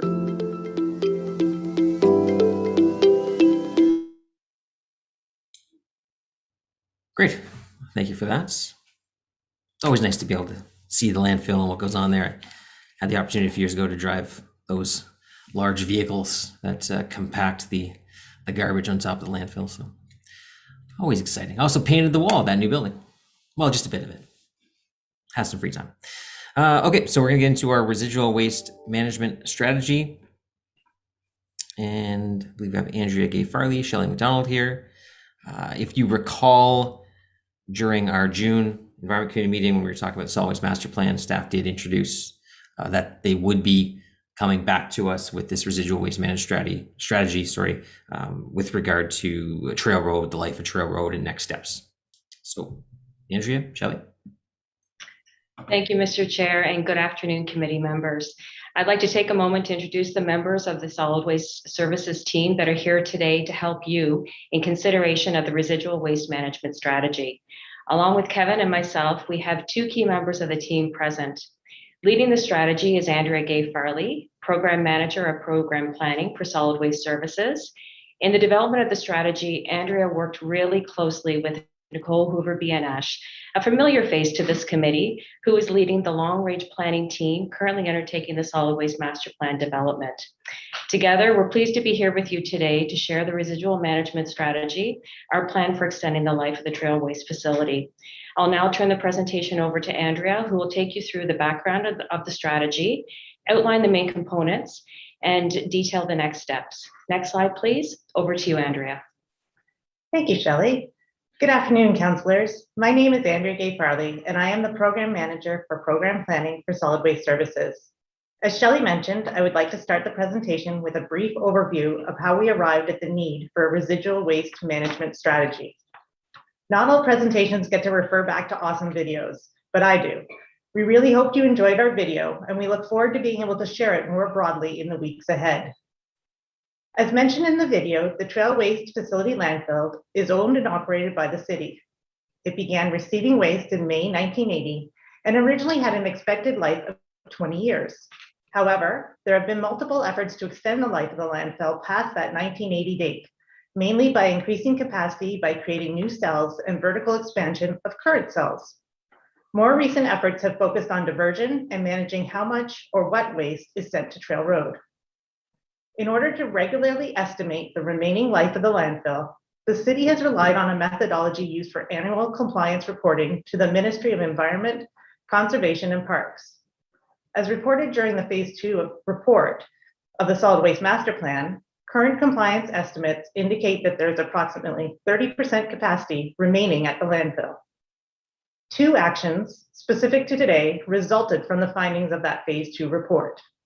First, it was determined that the compliance methodology calculation was not suitable for long-term planning purposes, as it did not take into consideration any variable parameters such as population growth or diversion efforts. Secondly, staff proposed that it was time to develop a strategy looking at short to medium-term opportunities already identified through the needs assessment of the Solid Waste Master Plan to help extend the life of the landfill. The strategy, as detailed in the report, is meant to be actioned quickly ahead of the work being done through the Solid Waste Master Plan, but very much in line with that work. Next slide, please. As Council will recall, Phase 2 of the Master Plan included the vision, goals, and guiding principles for the plan. One of the approved goals of the Master Plan was to extend the life of the landfill. Given the importance and urgency of that goal, short-term strategies are being employed ahead of the final approval of the Master Plan, so we can start working on increasing diversion and extending the life of the landfill now. The residual waste management strategy, along with the curbside diversion options project and the multi-residential strategy, are all component projects of the master plan, and which can be actioned in the short term ahead of the final master plan, but very much in step with the plan to help extend the life of the landfill. You have seen this image numerous times. It depicts the 3 phases of the master plan. Added to this image is the residuals waste management strategy timeline to the bottom right, in order to visually demonstrate how the timing of this strategy fits in with the overall timing of the solid waste master plan. The first icon shows the report being considered today. The second represents the assessments that will begin immediately upon Council's approval of the report. And the third represents the recommendations and implementations of the strategy's directions. Next slide, please. We're going to get into the meat of the strategy in the next slides. But first, I wanted to provide you with a bit of Waste Hierarchy 101 refresher. The vision of the master plan states, a zero waste Ottawa achieved through progressive, collective, and innovative action. The zero waste strategic vision seeks to change lifestyles and practices over the long term by maximizing recycling, minimizing waste, reducing consumption, and sending next to zero waste to landfill. Along with the vision statement, Council approved 8 guiding principles, one which includes the 5R waste management hierarchy, which prioritizes options that support waste reduction, reuse, recycling, and recovery, so that minimal waste is sent to landfill. Residual management is the final treatment or disposal of waste that cannot be used or managed through any of the other 4 Rs. The final aim of a residual management strategy is to reduce the volume of waste going to landfill, thereby extending the life of the asset. Next slide, please. The residual waste management strategy was developed with the guiding vision and principles of the Solid Waste Master Plan at its foundation. The intention of this strategy, as stated earlier, is to explore short and medium-term opportunities to extend the life of the landfill. The master plan will implement medium and long-term program changes that will undoubtedly have an impact on how much waste is sent to Trail Road. To explore and detail these short-term and medium-term opportunities, staff are seeking approval on the scope and timelines of the strategy. Staff are also seeking direction to develop a best practice landfill life calculation methodology to better estimate remaining capacity of the landfill for planning purposes. And lastly, the strategy seeks direction to investigate whether the waste capacity at Trail Road could be increased by further expansion within the property boundaries. Next slide, please. The proposed residual management strategy is composed of 3 elements. It identifies 6 elements or opportunities that the city can act on now to increase the life of the landfill. As stated previously, longer-term strategies will be considered and implemented through the solid waste master plan process. Secondly, it calls for the development of a landfill life calculation methodology suitable to use for long-term planning purposes. And third, it seeks direction from council to explore the potential of expansion of the landfill within the boundaries of Trail Road. Each opportunity identified in the strategy will be evaluated based on 4 main criteria, including how much capacity is gained or preserved, financial and environmental impacts, and outcomes of a risk analysis assessment for each opportunity. Next slide, please. The first opportunity identified in the report is limiting the types of waste received at Trail Road. Staff will look at limiting 2 types of waste: bulky waste, such as mattresses and furniture, and limiting non-residential waste received at the gate of the landfill. Staff will conduct market research and a municipal scan to identify and evaluate best practices and explore opportunities to partner with local companies to divert specific items from the landfill. As part of this opportunity, we will ensure there are alternative disposal options for any item we consider restricting at the landfill, so that there is still a viable option for the disposal of that waste. Staff will need to assess the financial implications of limiting non-residential waste received at the gate versus the cost of the landfill space it occupies, and create a robust communication plan for informing residents of any proposed changes. Staff plan to return to this committee by the end of Q1 2022 with recommendations for this opportunity. Next slide, please. Tipping fees are used at Trail Road as a means of charging for waste brought directly to the landfill. Tipping fees are set based on the type and weight of material. As a landfill operator, the city has the ability to set fees, which is done and updated on an annual basis. The city's current approach to setting tipping fees is based on a cost recovery basis and also considers market factors such as fees charged by other local private disposal facilities. This opportunity will involve the city exploring a tipping fee strategy that would create an incentive to reduce waste disposal of difficult to manage items. This could include increasing tipping fees for certain materials to discourage generators from disposing of these materials, increasing tipping fees for non-residential waste, and increasing tipping fees for those materials that have other disposal options. A residual waste management lens will be created for the review of the tipping fees and will be in place for the 2023 tipping fee review cycle. Next slide, please. The third opportunity explores redirecting waste to private landfills. Though the province is predicting a landfill shortfall throughout the province, the eastern region of Ontario, including the city of Ottawa, is comparatively landfill rich. Staff will investigate the cost and environmental impacts to redirecting residential waste destined for Trail Road to a private landfill. Recommendations based on the findings of this opportunity will come forward as part of the 2025 curbside collection and multi-collection strategies in 2023. Next slide, please. As a city, we are very fortunate to have knowledgeable operational staff at our landfill. The staff at Trail Road have been long committed to landfill optimization. In the past, staff have made beneficial changes, including recovery of airspace in stages 1, 2, and 3, fill sequence planning, specialized equipment selection, and operator support and training. The fourth opportunity in this strategy is highlighting the ongoing efforts of staff to continue to investigate and implement making operational improvements at Trail Road to maximize airspace potential. As part of the residual management strategy, we will complete a current review of current and new landfill processes and equipment, looking for improvements to increase the quantity of waste that can be deposited within the approved contours of the landfill. Staff will continue to consider methods of optimizing landfill operations to increase the remaining capacity and extend the life of the landfill. Next slide, please. The fifth element is increasing awareness of the value of Trail Road through education and outreach. A comprehensive two-phase communication and outreach plan to educate residents on the value of the landfill and encourage diversion will be developed as part of the strategy. Increasing the life of the landfill will require community-wide efforts between residents and the city, and therefore clear, targeted, and timely information to residents is critical to our success. The first phase will focus on increasing awareness of the economic, environmental, and social value of the city-owned Trail Road. The second phase will focus on what residents can do to preserve this valuable asset through their own waste disposal behaviors. The communication plan will be presented to Council for information in Q2 2022 and will be rolled out through our regular communication channels and in conjunction with the Solid Waste Master Plan engagement series. Next slide, please. The last opportunity, as presented in the report, identifies the development of a framework for implementing a potential future technology pilot program. This would include a current market scan for existing potential planned and operational residual waste technologies and facilities.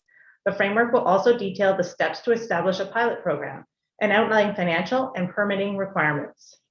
The framework will set the stage for implementation of a program upon considerations of the options provided by the Solid Waste Master Planning process.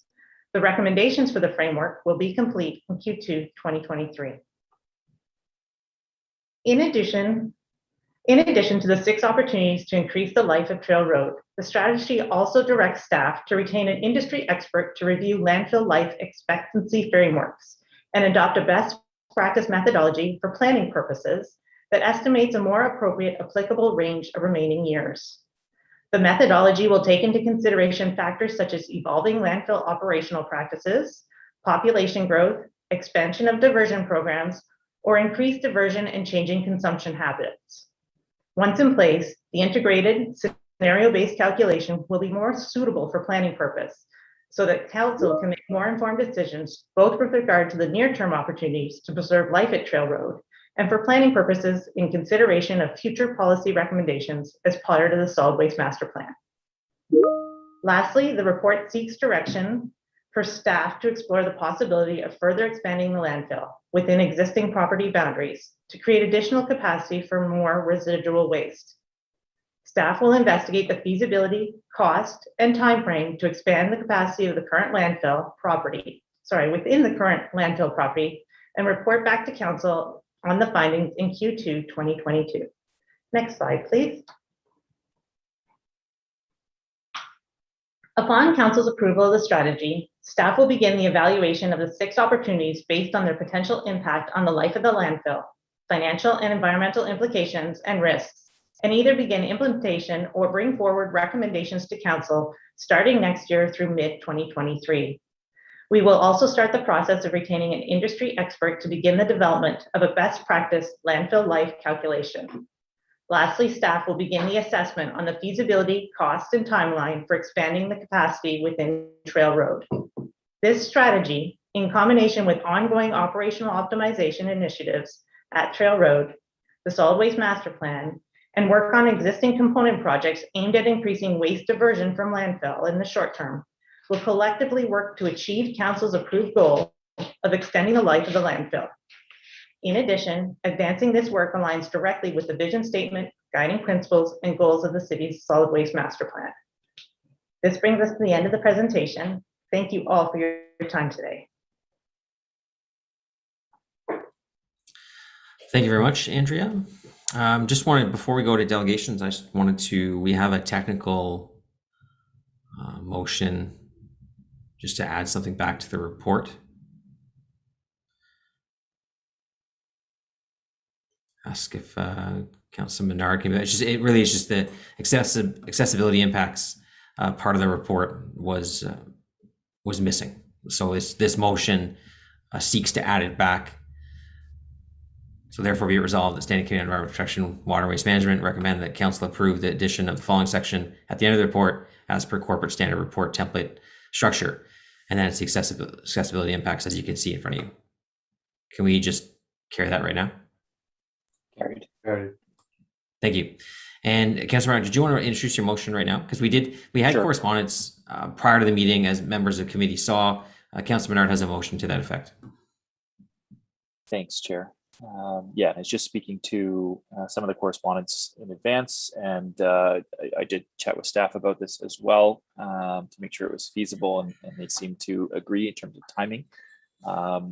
So it's just, whereas stakeholders have raised questions regarding the residual waste management strategy, including concerns around the decision to divert waste to private landfill before taking proactive measures to reduce waste at the source and how it aligns with the city's zero waste hierarchy.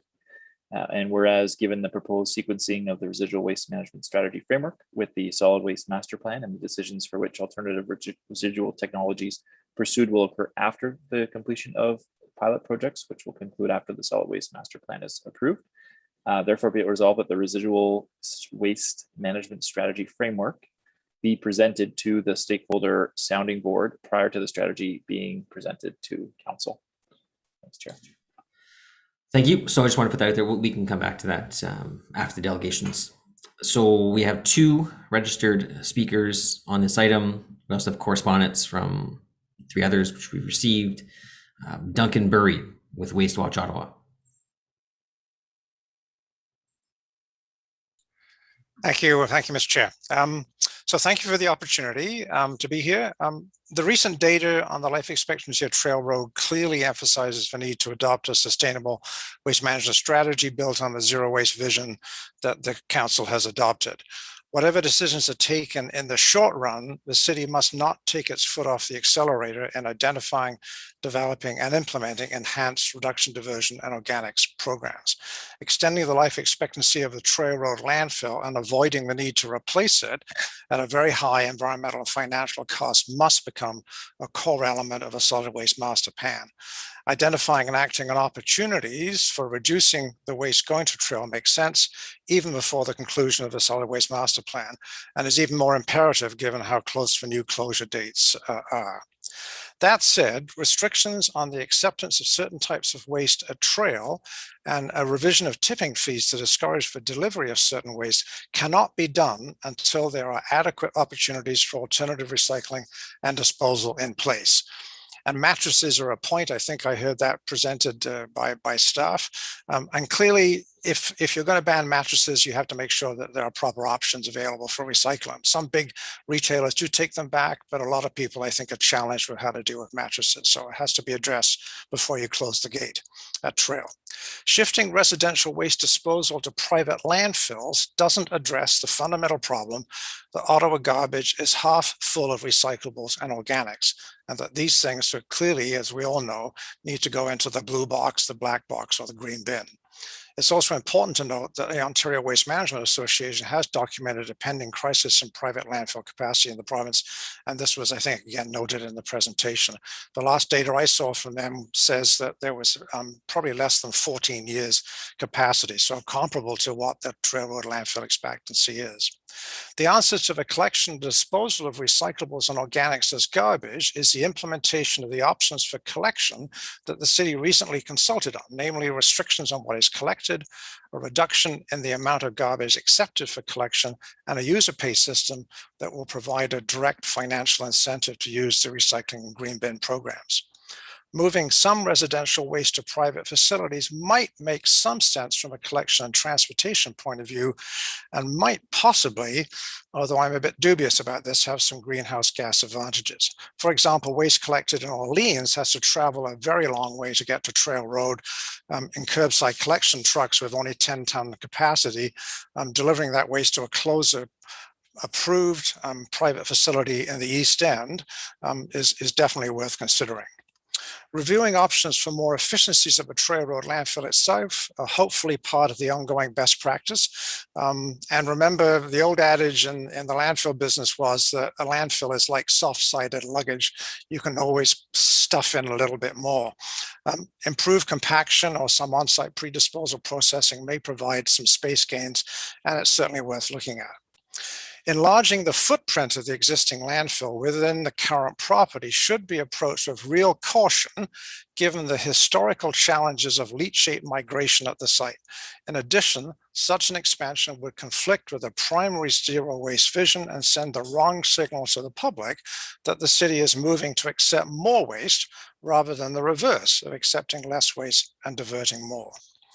Waste Watch Ottawa has real concerns about the proposed future residential waste management technologies pilot program.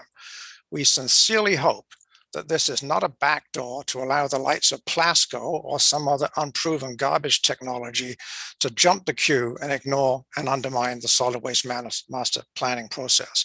Whatever might be conducted under the framework, will it be fairly, openly, and most importantly, independently assessed before commitments are made?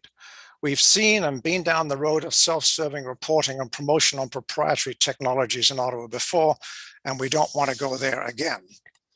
There are lots of proven and operating technologies and systems across Canada and elsewhere, and these have already been identified and given a preliminary review by your consultants. You also need to ask yourselves whether you have the time to be piloting and playing with garbage when we are facing a landfill closure potentially only 15 years away. Finally, we need to change public attitudes in order to reduce waste generation and provide the systems and incentives to reach attainable waste prevention and diversion rates consistent with a zero waste vision, rather than looking for some unproven engineered fix. And for my last little comment, I'd like to volunteer my garbage compactor. If the city needs a little bit more extra work and help at Trail Road, I have a small garbage compactor here that might in fact help in some small way. Thank you very much.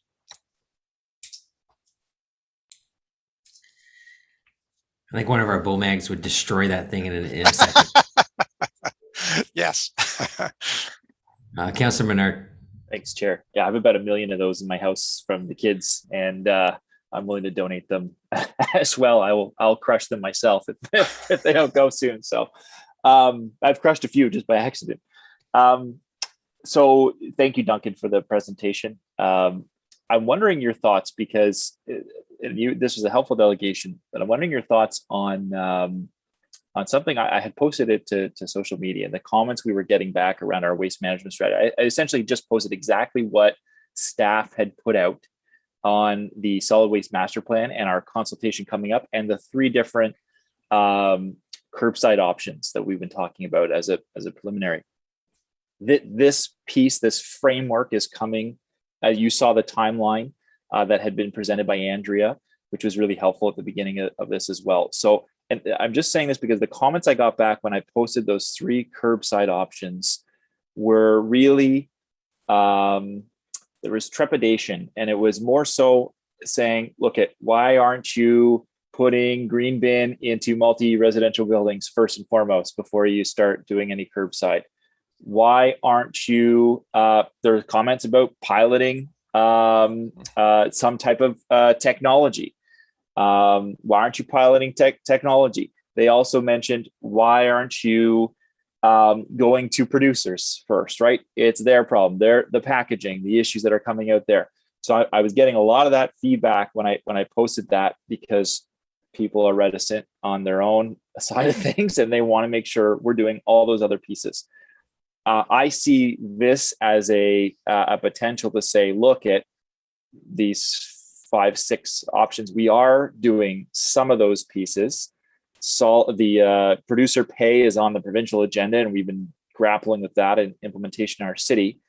But curbside is very relevant given how much waste comes from the curbside, and we need to do our part there as well. And multi-res will be part of that as we move along the solid waste master plan. So I see this as the framework anyway, the beginning of that discussion, to be able to say, look, we're all doing our part, and everyone needs to contribute to this, including through this framework. I have some concerns about the private landfills, for example, and how that technology would work, what we're looking at, similar to what you've mentioned. But on the whole of it, this type of framework to me is important to push that sort of dialogue into the right direction, which is we all need to contribute. I'm wondering what your thoughts are on that. Yeah.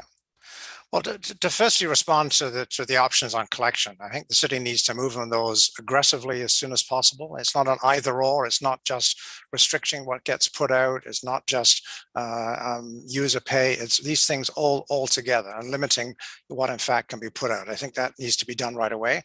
And I think the sooner the city adopts those kind of strategies, the better. Clearly, organics and multi-residential, absolutely critical. And I think, again, these are all things that need to be done sooner rather than later. And I guess that's one of the challenges in all of this, is how do you work this all together, given staff resources and contracts in place and so forth. The piloting technologies one, as I said, I raised some concerns about this. there's nothing new under the sun in managing waste residuals. There are all sorts of examples in cross Canada and around the world of various technologies, very sophisticated technologies such as Plasco is trying to develop, to basic mass burn incinerators, to organic, anaerobic digestion systems. I'm not at all convinced you need to invest money, time, and effort in piloting things in Ottawa that I think, frankly, you are going to find are available elsewhere. Certainly do a scan of what's out there, but I'm not sure that you'll need to do anything directly and operationally here in Ottawa, because I think you'll find there's enough evidence and experience and actual operating on scale facilities. I think that's one of the criteria you need to put in mind here. I mean, there are lots of great ideas, but are they scalable? Will they work for the kind of challenge we have and the volumes we have?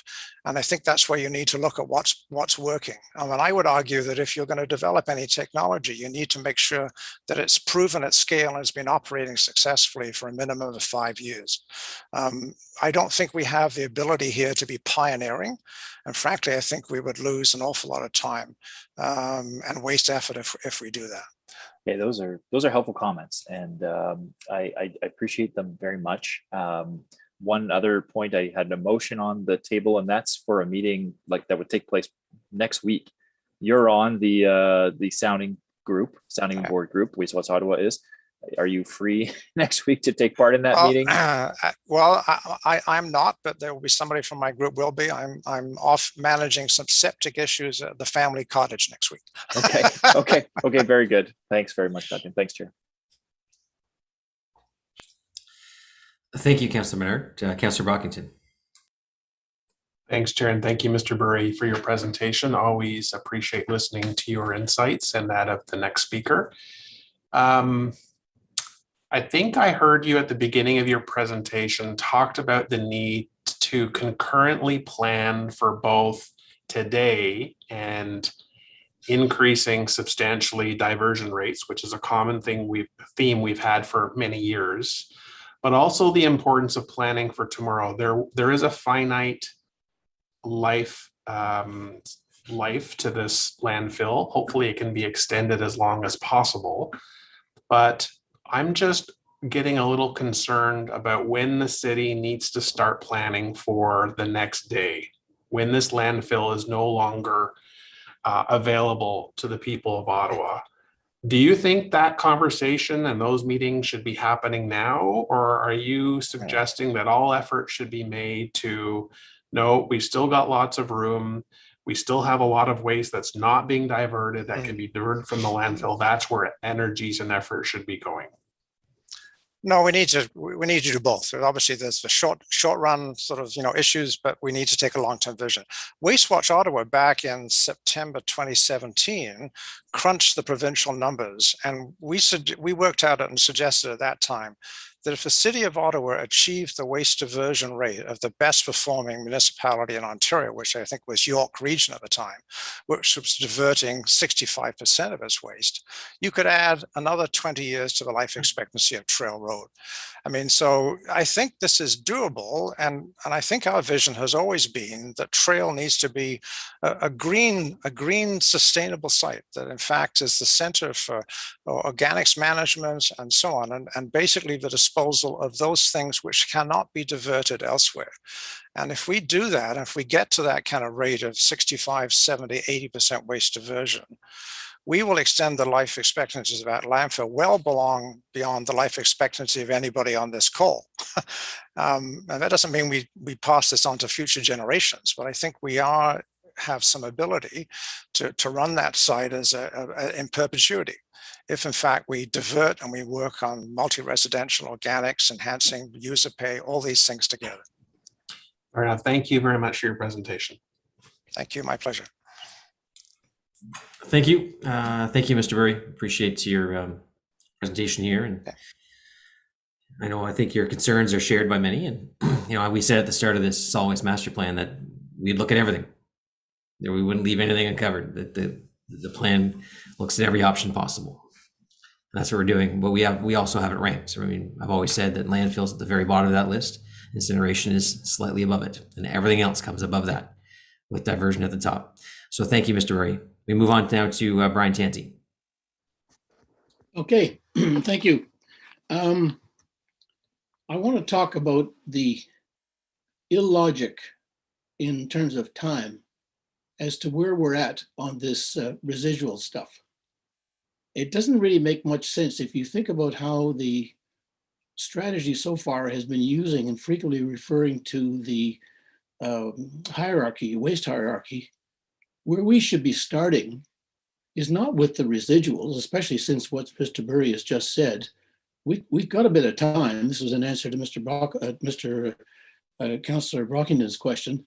We have a bit of time, and I guess I can only use the time of year as an explanation for this, but it's kind of gruesome. But what this puts me in mind of is, imagine an emergency room in a big city, and they get a guy in there who's bleeding all over the place. And instead of the staff paying attention to the source of the blood and cutting that off, they have the staff directed to call the funeral homes and the morgue. I mean, this is crazy. What you need to do is stop the flow. That's where the effort should be going. So I don't like the idea that we're going into some detail here about a residual strategy, as if that was the problem. The problem is what's going in. Now, Mr. Burry has just referred to how we could get much of our diversion way higher than it is now. Why are we not seeing that going on now instead of all the staff time being spent planning and planning for plans? I just don't get it. So just let me read to you something that councillors that you have received, I know, but I know how busy you've all been on the OP and everything else. I want to read to you just one portion of a memo you received very recently from Cafes. It's just item number 2. And I want to read it to you because it's so well worked out and thought out. It's referring to this problem you're facing right now. It's called not aligned with waste hierarchy. The stated vision of the SWMP is of a zero waste Ottawa, and a guiding principle agreed to by all is that the waste hierarchy is to be followed in the decision-making: reduce, reuse, repair, recycle, recover, and only if all other options are exhausted, resort to disposal. While this proposed strategy does contain some elements supporting waste reduction, as mentioned above, it's clear that the two most consequential elements of this strategy are: 1, the decision to move forward with the planning for pilot projects to showcase, again, residuals management technologies, and 2, the decision to shift residential waste streams to private landfills in and around Ottawa. The rationale for rushing ahead with this component of the plan ahead of the rest of the urgency of Trail Road landfill is said to be reaching capacity years earlier than previously thought. Current estimates are that we'll reach capacity by 2036, although even that is yet to be confirmed through the proposed consultancy. So rushing ahead in advance of a more fulsome picture may be premature. Nothing has yet been put into place regarding waste reduction. No citywide ban has been effected of single-use plastics, as other municipalities have done. No aggressive public education campaign around simple ways people can reduce their waste footprints. No funds earmarked for the institutionalization of a reduce, reuse, repair culture in the city. No expedited pay-as-you-throw policy. If the waste hierarchy were truly to be followed, these would be the priority elements earmarked for an urgent strategy to get started prior to the approval of the long-term solid waste management plan, not a residual management strategy, which should only come after all other options have been fully exhausted. So back to the emergency room, I just don't see it. I can understand why you're rushing ahead, because I think a lot of municipal councils have been fooled by the same thing, and that is the attractiveness of a simple, facile, expensive, of course, solution of burning this stuff. This is not the way to go, guys. You gotta dig down deep, sorry for the pun, and find the proper solution, which really is to stop the flow. Spend your money and your efforts there.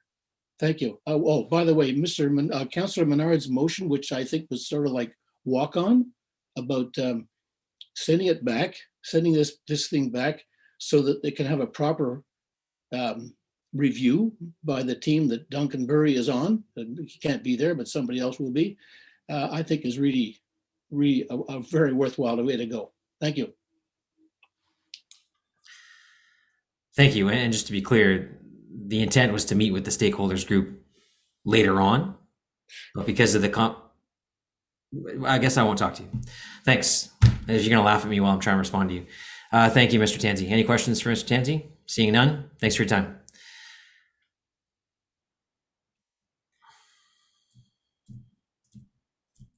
Any questions for staff on the report?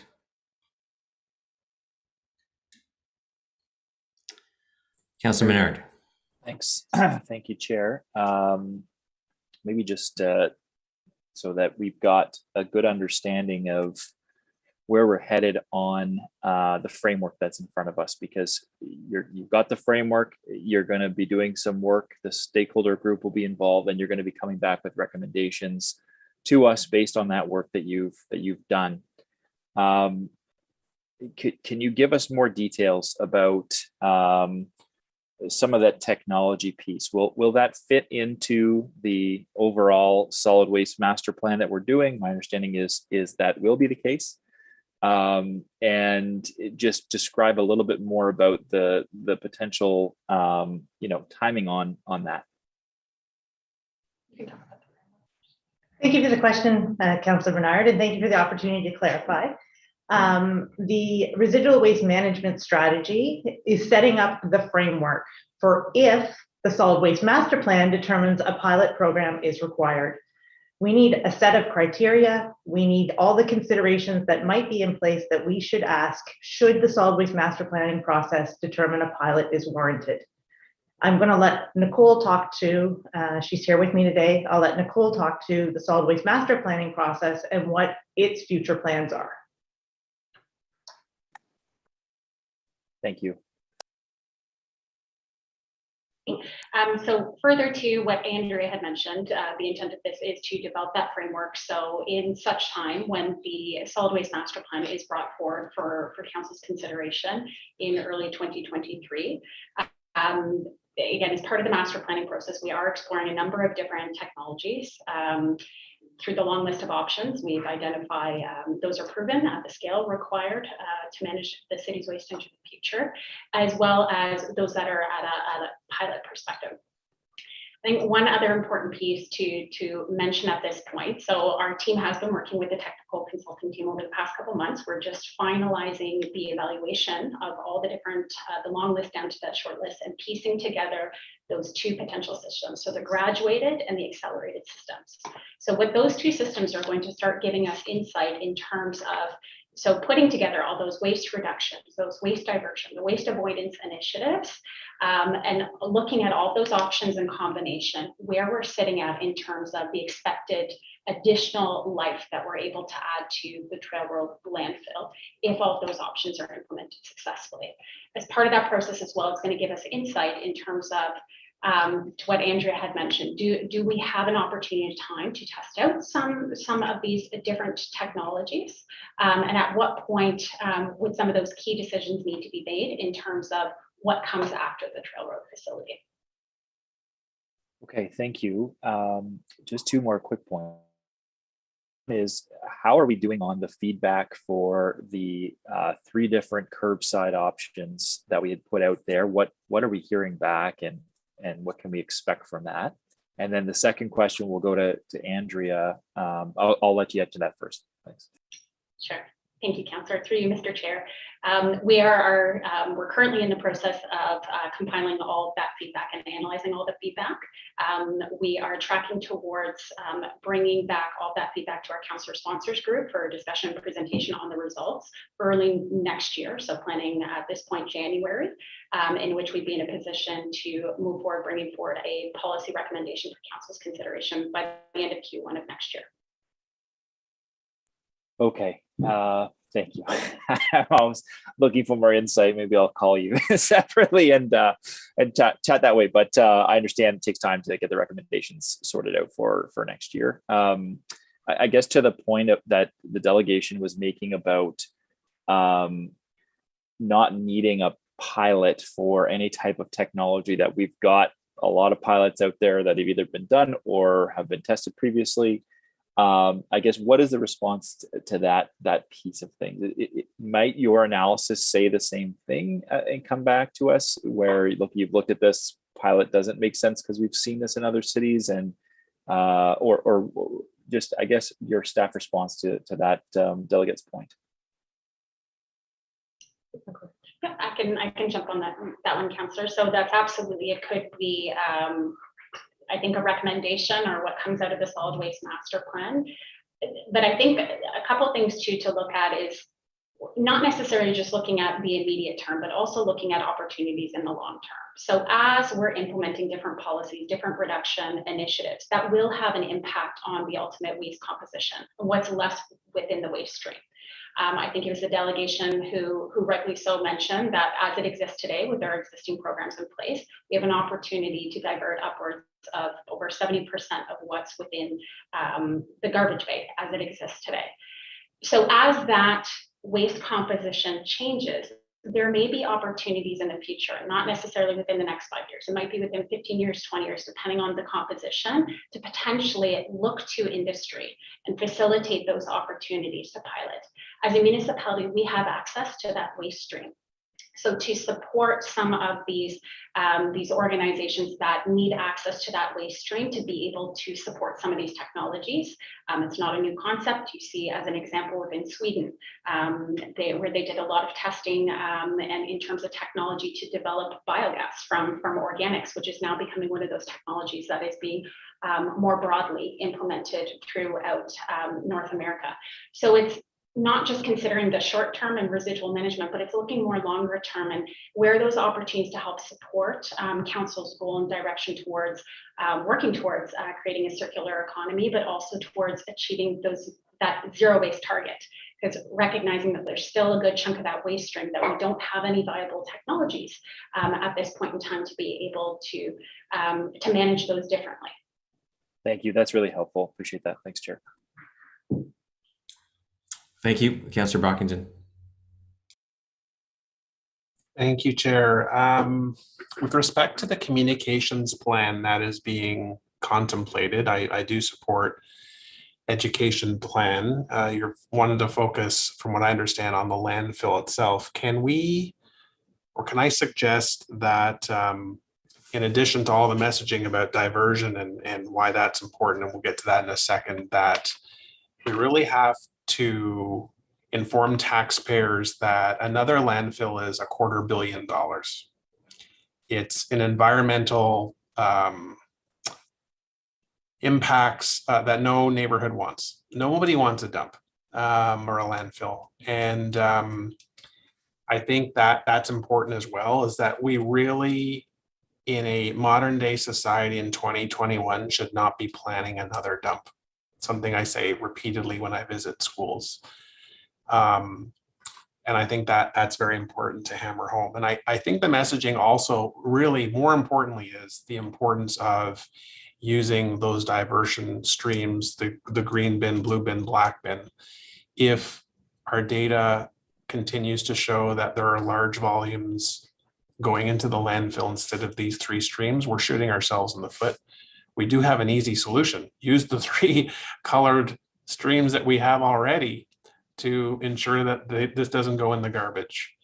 And I think we have to play a bit here and basically talk to the people who are living in multi-unit dwellings that don't have green bin and say, you need to put some pressure on your property manager. You need to put some pressure on your landlord to get these facilities in your buildings.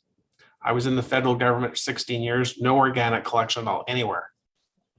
Didn't want to do it.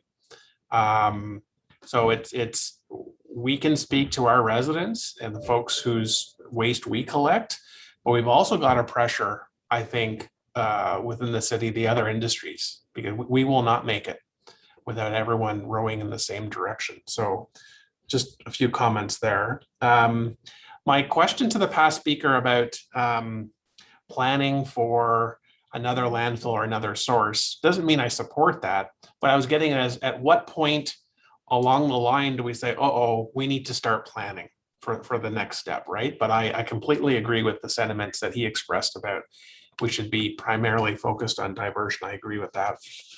Finally, just on the park project, the parks that you outline in your report, the 3-stream waste stations that were implemented in parks in Ottawa, including Mooney's Bay, sort of mid to late summer, that all those parks continue into next year. Is that correct?